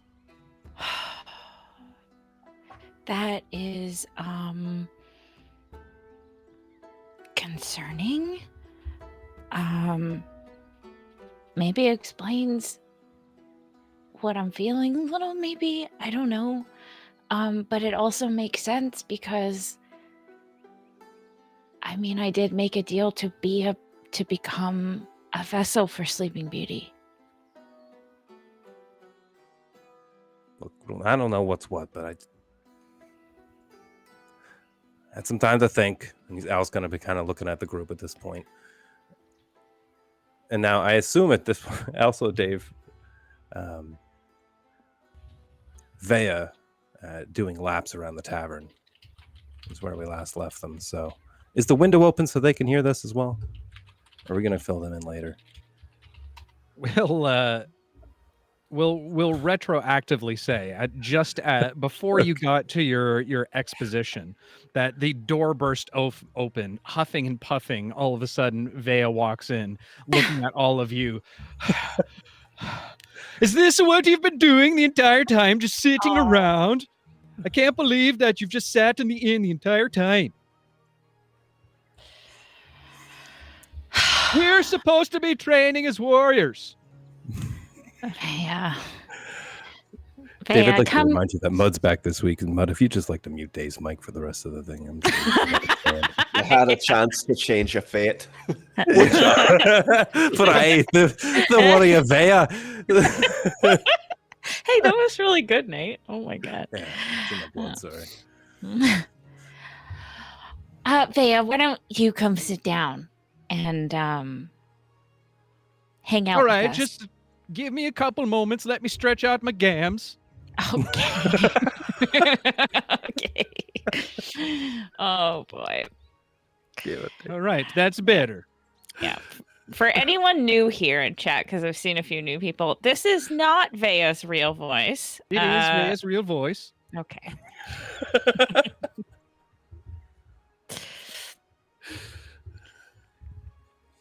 So, enlighten me on what has been happening and transpiring.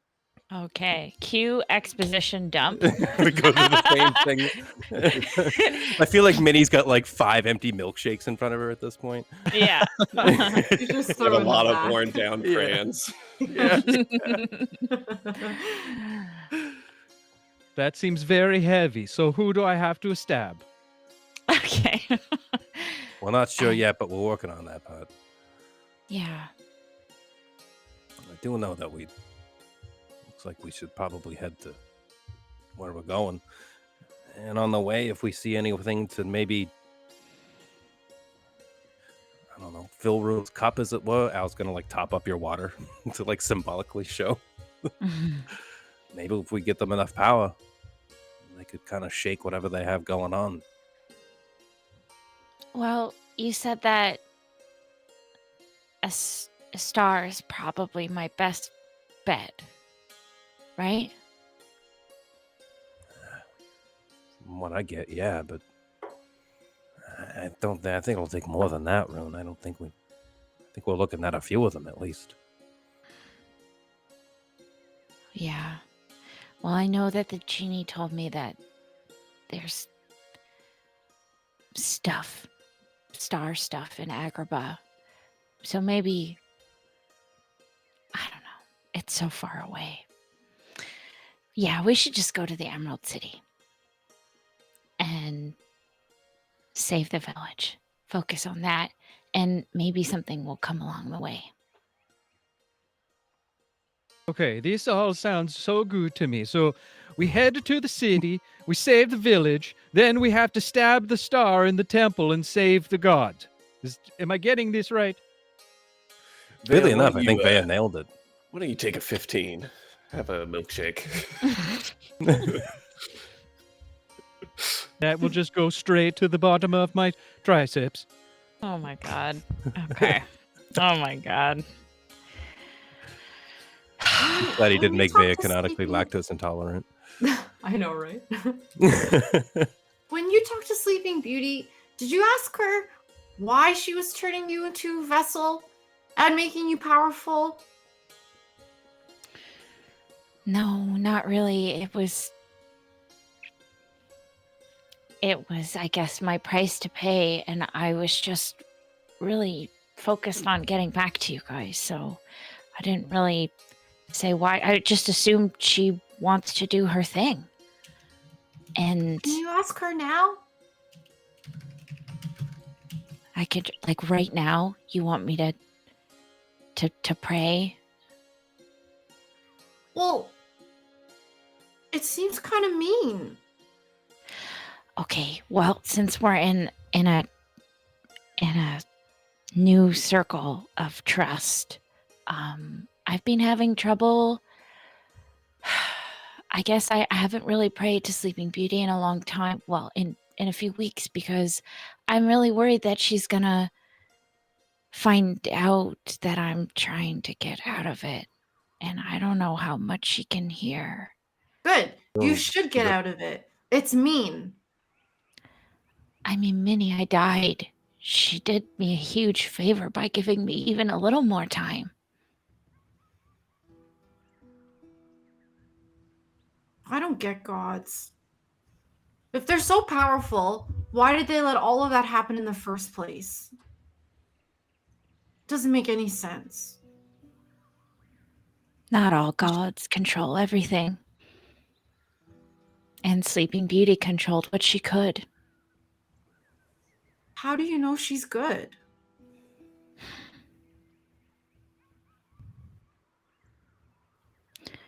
I think I feel it. It's like a feeling or a trust.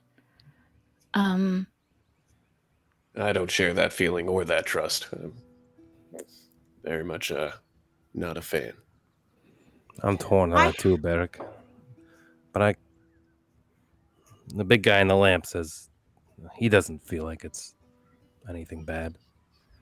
That's And they're good. kind of in tune with some stuff, so I tend to believe them on these sorts of things. When I had gods, mine were nice.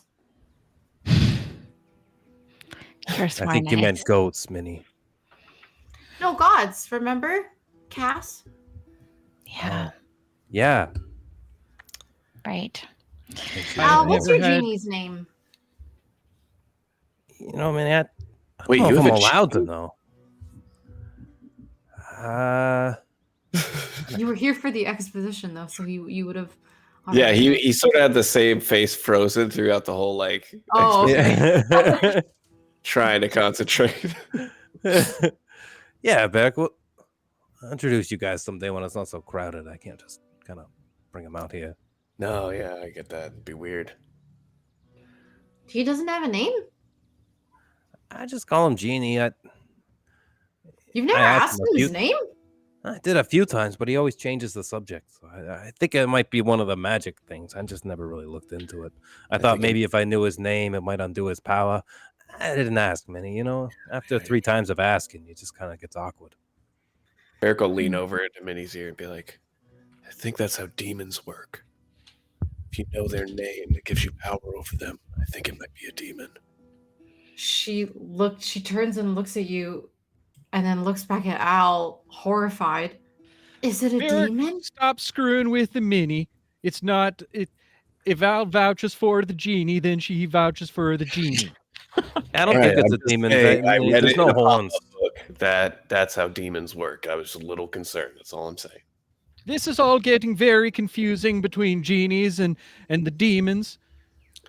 Gods One and thing that Well, I have never had one before, but what I've heard of the Girds is they send their messages in strange ways. I talked to one of the brothers at the temple just down there to the road there. Okay. Yeah, Great. man. Thank you. You went like full Minnesota. I can't do this. Okay. Minnesota. You talked to a god? No, I talked to one of their, people, employees. Okay. I don't think they're called like a cleric, you mean? Yeah. Okay. Do you think I'm Sleeping Beauty's employee? Is that how you view our relationship? Well, not if she doesn't talk to you. Okay. You know what? We should wait till you've rested to get your true feelings. It's been a long day for you. Yeah. I have done a lot You've of been reading. running for a long time. It's been like a week. Yeah. My feet are hurting these clogs. Why? Never mind. I'm not fighting that beat. Okay. So what do we do? Where are we going? I think in terms of that, nothing really changes, right? I don't think so. I think we still have to go to the Emerald City with Ginku and scope the scene out there. Where is that handsome wizard? We look around. Is Ginku in the tavern? Ginku does not seem to be in the tavern. Maybe we should ask Al if it's okay with you. Do you think you could ask the bartender where Ginku is? I could try a room, but I just like a bartender. I don't know if they would know, but I'll I ask. thought you worked here. I don't know. You look like you're. Do you just serve at all the places and you don't work here? I work wherever they need me, Rune. Okay. Al says he's kind of looking off into the distance at the dirty dish pit. Like, Okay. You don't. He You don't has a have to. subscription to Flex Jobs.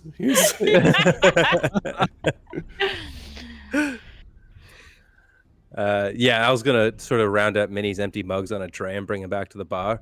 He's gonna be like, "All right, they got 4 fries on table 3. Hey, you know where that big wizard guy went?" Pine seems to be very busy right now with the lunchtime rush. She gathers all of the flagons and bowls and plates that you've returned.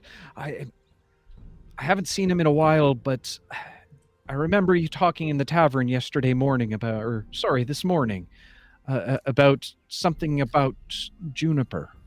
Yeah. Oh, I'm not there. I mean, you could be. Oh yeah, that's right, Minnie. And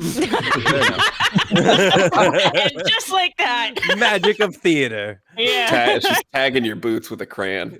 Yeah. So bad. Just says Minnie on the bottom of my soul now. Yeah, he said he was gonna go find out what happened to Juniper, remember? Oh, that's easy. I guess we'll start there then. Do you know where they were going We to don't find know. out what happened to Juniper? No, we don't know what happened. That was his job. Oh. This is stupid. We should just go out and look for him. It's not a very big town in the first place. You didn't see him when you were running, Vaya? I try not to keep my eyes open when I'm running. Oh, yeah, okay, the bugs and stuff. All right, well, let's get the others and we'll head out. What do we owe you for the table? It's on the house. Everything that you've done for us. Oh, well, that's easy. Berrick Rune, we're gonna go look for the wizard. He's probably outside somewhere. I don't know. I was just gonna leave. Just very anticlimactically. But Rune, as you get up, you do look down and see that Alice returned the scarf beside your dirty plate on the table. Aw. Aw, Rune will get beside the dirty plate. So specific. Gross, dirty napkin. yeah. Balls it up, puts it on the plate. Like, okay, Yeah. coming. I feel attacked. I had this place with better standards. Rune will get up and then notice it and sort of do a double take and a pause, and she'll grab it with her hand, and you'll see the same small smirk she had back in Ginku's tower when Al gave her that old-fashioned.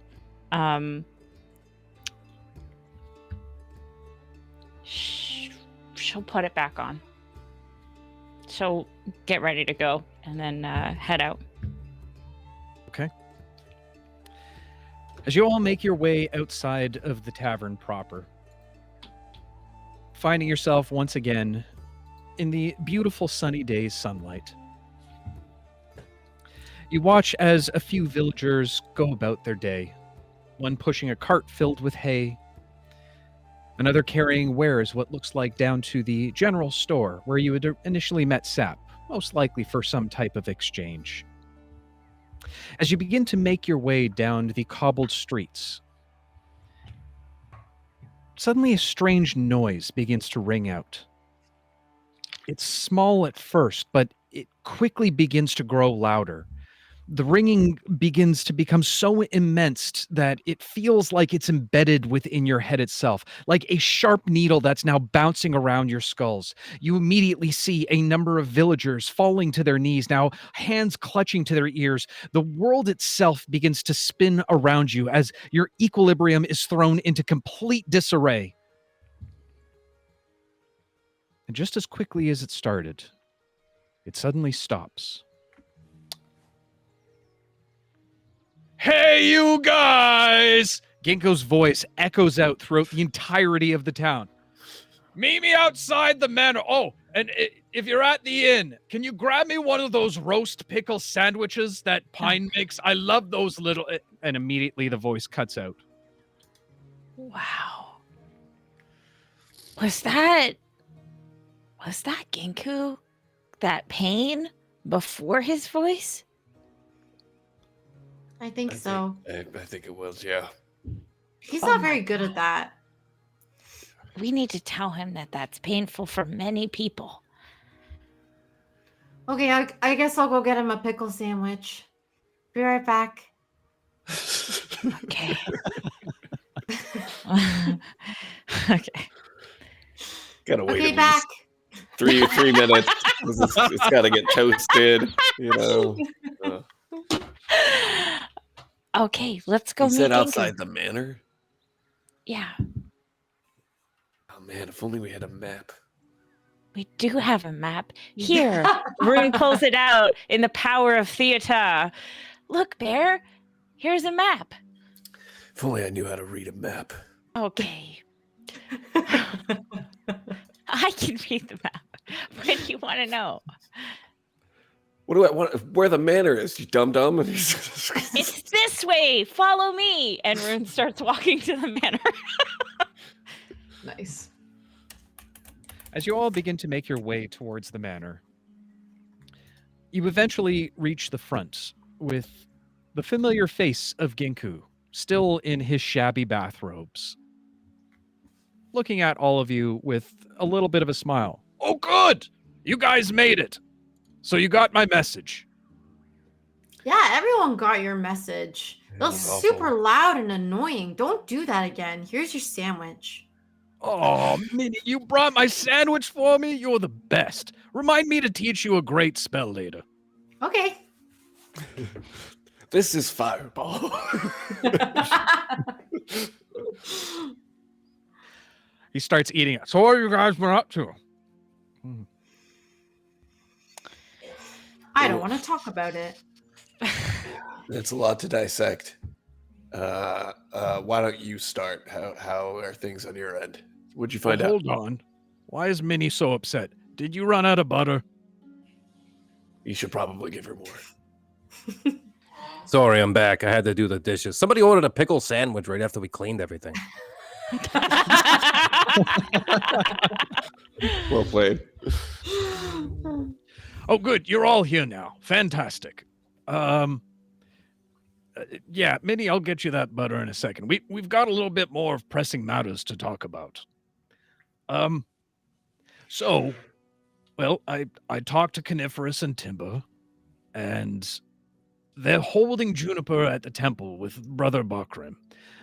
And given your good deeds to the town, we are allowed to go and speak with her. Okay. What are they planning to do with her? Shouldn't they have killed her by now? Minnie. They're trees. They're probably hippies. They're not going to kill her. Well, I wouldn't necessarily say kill per se. It's not going to be pretty when we get there. They're doing a creepy witch binding ritual, right? Sticks on the feet? Yeah. Something like that. Why are you acting weird, Ginku? Because it's gross, Rune. I don't want to talk about these kind of things. What they do in the privacy of their own temples is their business. If it's gross to him, I myself am starting to get worried. Ginku, don't you think it's dangerous that they're keeping her alive? Isn't she way more powerful than them? Well, about this whole alive thing. Alive is so subjective. It's not at all. No? Oh, maybe I'm thinking of the wrong word. What's the one thing where it's like, yes or no? Objective? Yeah, that's the one. God, you're a lot smarter than I thought. How come you're not that smart, Vea? Yeah, but she can read a map. That's true. That's why we keep her around. She gives a side eye to all of you. I shudder in fear for a moment. Oh my gosh. Yeah, it's kind of in between the objective. It's kind of in between the thing that Berrick said. She's not alive, but she's not really dead either. Is it safe? Is it what? Safe. Oh, yeah, we'll be fine. Will everyone be fine in the long run? I think that's why they're doing it, Minnie. I think it's, Have you ever heard of the concept of recycling before, Minnie? Yeah. Oh, they're mulching her? Like compost. Sort of. But wouldn't bad compost just make for bad crops? Yes. Let's just go and see what is to be seen. Okay. All right. Follow me. As Ginku begins to lead the group towards the temple of the woodcarver.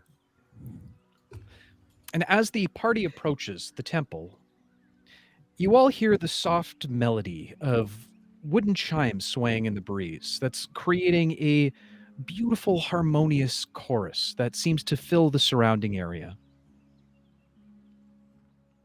The first time that you've actually had a chance to stop and appreciate the building, you take note just how tall it is, seemingly taller than any of the other buildings in the area. Its structure is more reminiscent of a grand stave church, but open to the elements, with intricate wood beams stretching upward like the branches of an ancient tree. As soon as you begin to approach the building, you immediately begin to smell the thick scent of fresh pine and cedar. Looking around, each opening in the temple's walls is adorned with a delicate wind chime that have different tones to it. Some more of a deeper resonant tone, while the others more of a lighty, airier kind of tone. Almost making it seem like the wind itself is singing praise to the woodcarver. As you make your way inside of the temple, you're amazed by the beautiful sacred sanctuary of wood and art. You see carved statues that line the walls, each depicting the woodcarver god in various forms. You see a wise elder shaping a staff. You see a young artisan breathing life into a wooden bird. And a tree split right down the middle that seems to be revealing a hidden heart of gold inside. The floors themselves are beautiful wooden tiles with each different shades of mahogany and birch and pine, forming a pattern that seems to shift and change as you begin to make your way across it. As you watch these patterns change, it seems to guide you further into the temple, instinctively knowing almost where you want to go. As sunlight filters through the gaps in the ceiling, they cast a beautiful light on the wooden altars that have carved animals, small trinkets, pieces of bark that seem to be adorned with prayers written on them. And in the distance of the temple, you see Brother Bikram awaits. His hand is resting on the hilt of a wooden staff that kind of pulses a little bit with life force energies. He seems to be a younger marionette, albeit he does have a very thick beard that seems more like the bristles of a broom than anything else. As you approach, he opens his arms wide, welcoming. Ah. Welcome, my friends. Vea, it's very good to see you again. I take it you've returned for our conversation. She just kind of looks at the rest of you for a moment. How rude. Introductions are to be in order. I am Brother Barkrim. I oversee the Temple of the Woodcarver. And you all are well known with no introductions needed. You are the guardians of Oakenmoor. You've done amazing things for this town. You've been as much salvation in these last few days that the woodcarver itself must have sent you as his own blessings.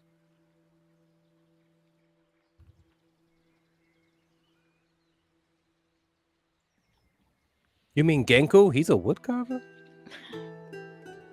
Who, me? No. I mean, I've whittled in my day, but, nothing like this. My name is Rune. It's nice to meet you. To you as well, Rune. Berrick.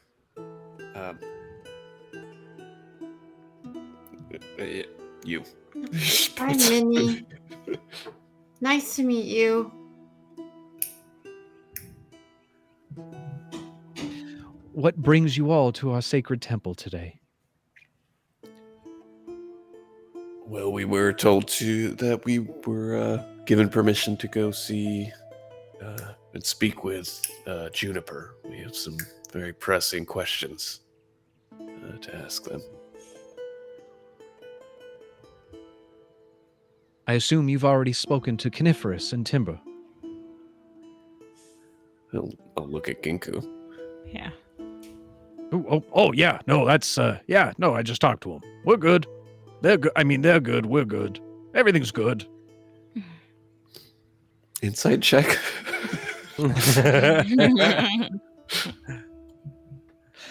If you want to give an insight check, by all means. Did he fucking talk to these guys or is he Worth it. bullshit? God, I'm rolling like shit today. Another 7. Oh my god. Seems Well, legit. you still find it a slightly hard of hearing after your sister viciously attacked you with a wet willy. It doesn't seem that Brother Barkrim has any doubts about this. Of course. I'd be happy to show you the way. Please, follow me. As he takes you to an area within the temple, the wooden tiles still shifting and moving, guiding the way as you walk. You eventually reach a staircase that leads downward. Brother Barkrim turns back to you. Please, watch your step. We wouldn't want anyone to get hurt. As he turns and begins to lead the way down.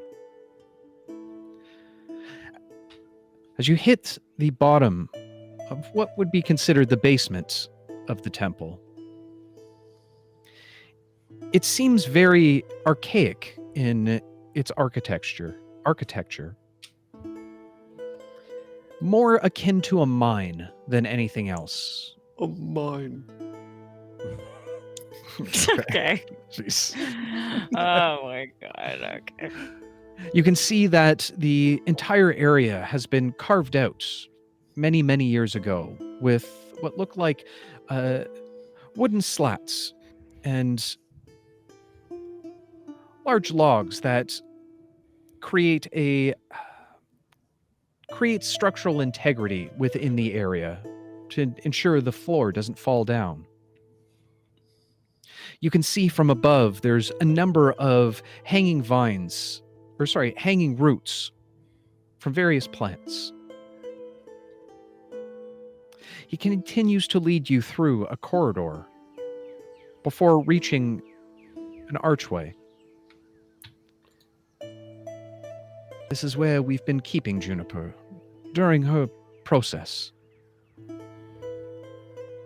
I don't know how much longer she'll have. You might want to make your questions quick. Oh, what process? Well, she's being remerged, of course.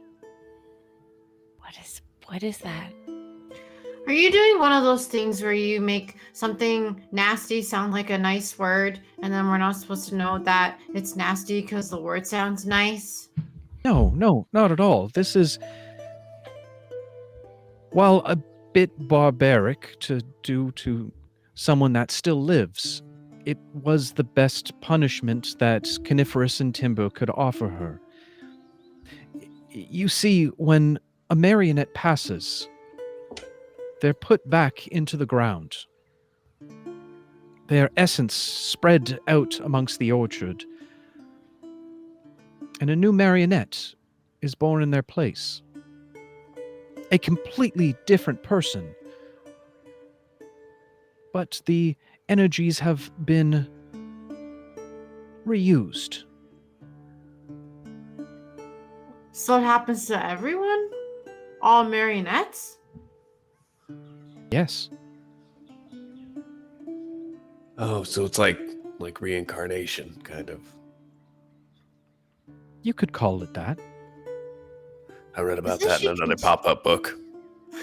Oh, Isn't she kind of contaminated? that's what we were wondering. Well, the mind and the body will eventually rot away. But what makes her a marionette, what gives her life, what gives all of us life, will be recycled once again into the grounds, making it fertile for another to be born. It's like your potatoes, Minnie.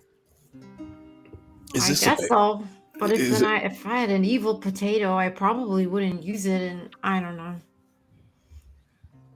make evil potatoes? I'm not a doctor. What would your dad do with the bad potatoes? Would he burn them and put them on the compost? Yeah, I guess you're right. He put them in the compost. Maybe that's kind of what this is. At least this way, their death will mean something and will actually do good for the land, as opposed to taking from it. Is it a painful process or? Oh yes, extremely painful. The skin is stripped first. Yeah. The darkest, the worst process. Open them up wide. While they're is naturally a bit of discomfort involved. I don't believe it's too painful. Juniper has shown signs of some discomfort. Good. Minnie. Minnie. What? She sucks. Let's Look, go talk to her. Get it over with. All right. And you've had too many milkshakes. You're getting cranky. Yeah. Yeah, I'm grumpy. I'm having a bad day. Let's. All right. She just stares with a grumpy face. Looks at her own eyebrows. Jeremy matches your grumpy face. Yeah. Okay, let's go All right. ask her questions. Right this way. As he leads you through the archway,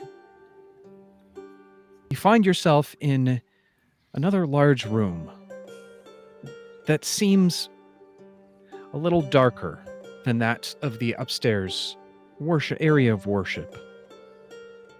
This seems to have a darkness to it. You can see a number of altars that have been set up, as well as strange sigils and runes that have been carved into the ground. And directly on the north-facing wall, you see the massive roots of a mighty tree that seems to reach down directly from above and sink deep into the grounds below, unsure where it starts and where it stops. And embedded directly within the tree's roots, you see a number of the larger roots now wrapped around Juniper, partially through her. You see one small root that seems to now be connecting from her forehead directly into the larger root itself.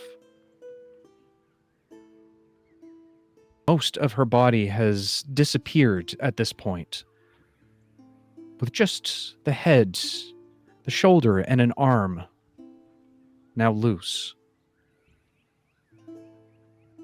As you make your way towards her, you see her head tilt and crack as it moves painfully towards you. I knew you would come.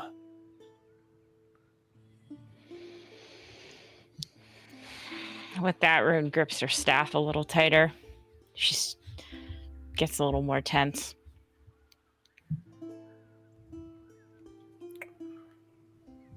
Are we wasting her time here? I mean, Yep.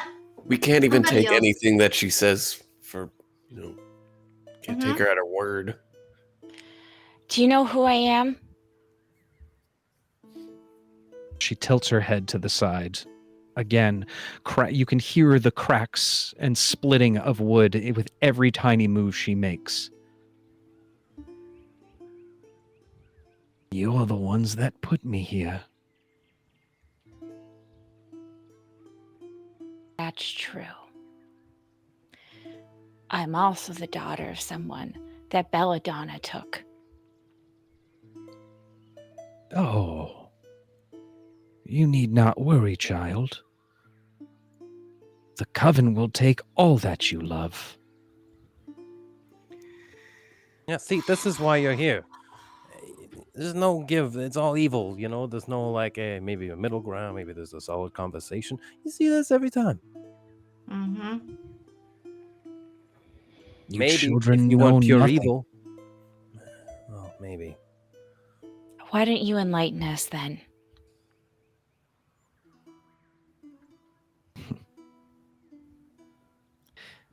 Personally, I find it amusing.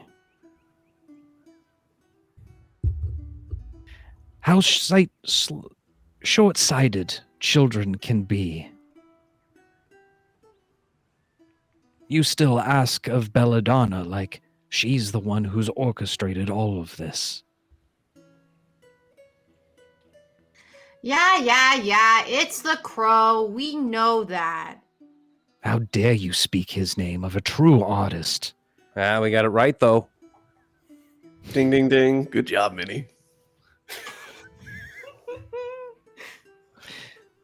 Believe what you will, but all will be revealed. Of course, when the red wind returns. The What's hell's a that? red wind? How will we know it's time? When the skies turn red again, you'll know. Or you could ask your friend here as her neck cricks and cracks again as she looks towards Ginku. I thought I recognized you as you walked through the door. Tales have been whispered of the mighty blade singer. He carved through many of my sisters in the Great War. It was said that his joy and laughter would ring out over the battlefields along with his blade song of death. Perhaps Yes, you will enlighten the children.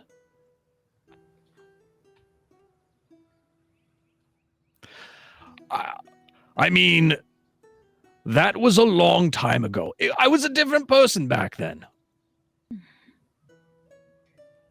Were your sisters all as gross and mean as you? No, they were far worse. Well, then he did what he had to do.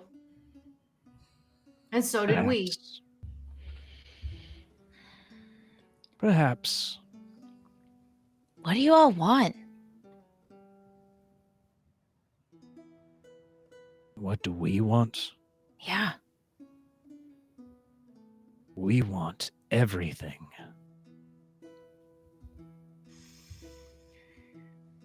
Could you be a little more You, specific? we're not that different, you and I, as she looks back at Rune. Oh, no. Hmm. It seems our mother was taken from both of us. Would you not give anything to bring your mother back?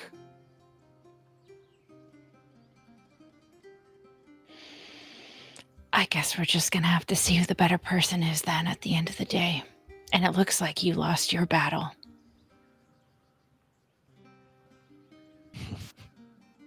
Have I?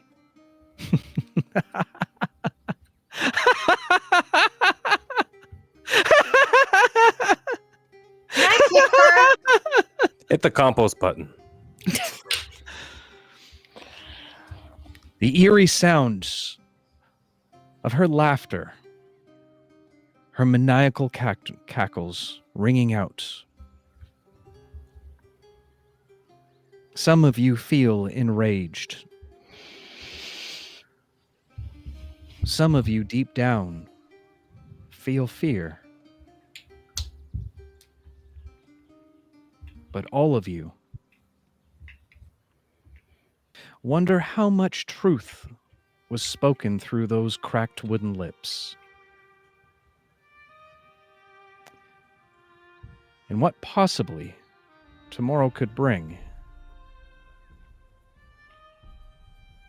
But that, my friends, No. is going to be a story for another day. It's a good cliffhanger. It's a good. Damn. Damn. Damn. What an episode. Yeah. Jeez. I was struggling with whether I wanted to turn into a woodpecker for this interrogation or not. I'm glad I didn't. It really diluted the situation a lot. Yeah. Show them what's really for, Berrick. No, I'm gonna see what's really going on in there. Just like turn into a termite, crawl into her brain. With that said, folks, that's where we are going to be wrapping up for the evening. But once again, if you've enjoyed it, I gotta say, goddamn, the soundtrack of tonight's episode was Mud. absolutely Pretty dang good. fantastic and on point. Damn. The Mud's done his job 100 times over once again. And I like the fact that we can get some of that environmental sound in there now. Just that kind of the little bit of the chirping in the background was a very, very nice touch. And of course, all of our sound for this evening was brought to us none other than Monument Studios, who, again, they're doing their Kickstarters now. If you like the type of music and you are a DM, this might be the perfect match for you because it's all DMCA free as well. If you're streamers, if you're content creators, it's perfect for everything. You can download the tracks directly locally or run it all online so that if you play on online games like us, this is a perfect match made in heaven for you. Highly, highly recommend going and checking them out yourself, though, and then make your decision.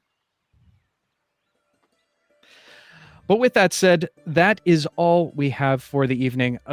Of course, I will be, Raina will be back tomorrow during her fireside chat. And then I will be doing an interview over on Classic Sam's channel this Friday coming up. One last thing before we go, one last note. We won't be here. We're going dark next Tuesday. We got to do some medically stuff. Everything's fine. Everything's cool. But we have to take the week off for that because Raina and myself will be gone. But we will be back the first week of September. And the good news is our table will be back together. Beck will be back with us, and Mud will be handling us like the small children that we are. Yes. Little babies. Little itty bitty babies. Is there anything else? Am I missing anything? No. I think that's it. Thanks. Jess, for all do the you have love any tonight. announcements you want to Appreciate give the us? hype train. I love you all. Good announcement. Good announcement. Yeah. Gross. Sorry, Campaign Nate, diaries you will be were up. Freak. No, I was going to say just thanks for the hype train. Thanks for the love on the Patreon. Support the hell out of you guys. You guys are the best. And yeah, we'll have those campaign diaries up for you by the weekend. Typically. Yeah. Heck yeah. Heck As yeah. always. You treat us real good. Real good. I almost called chat daddy. That would have been weird. Okay. Let's not do that. That's because it wasn't plural. True.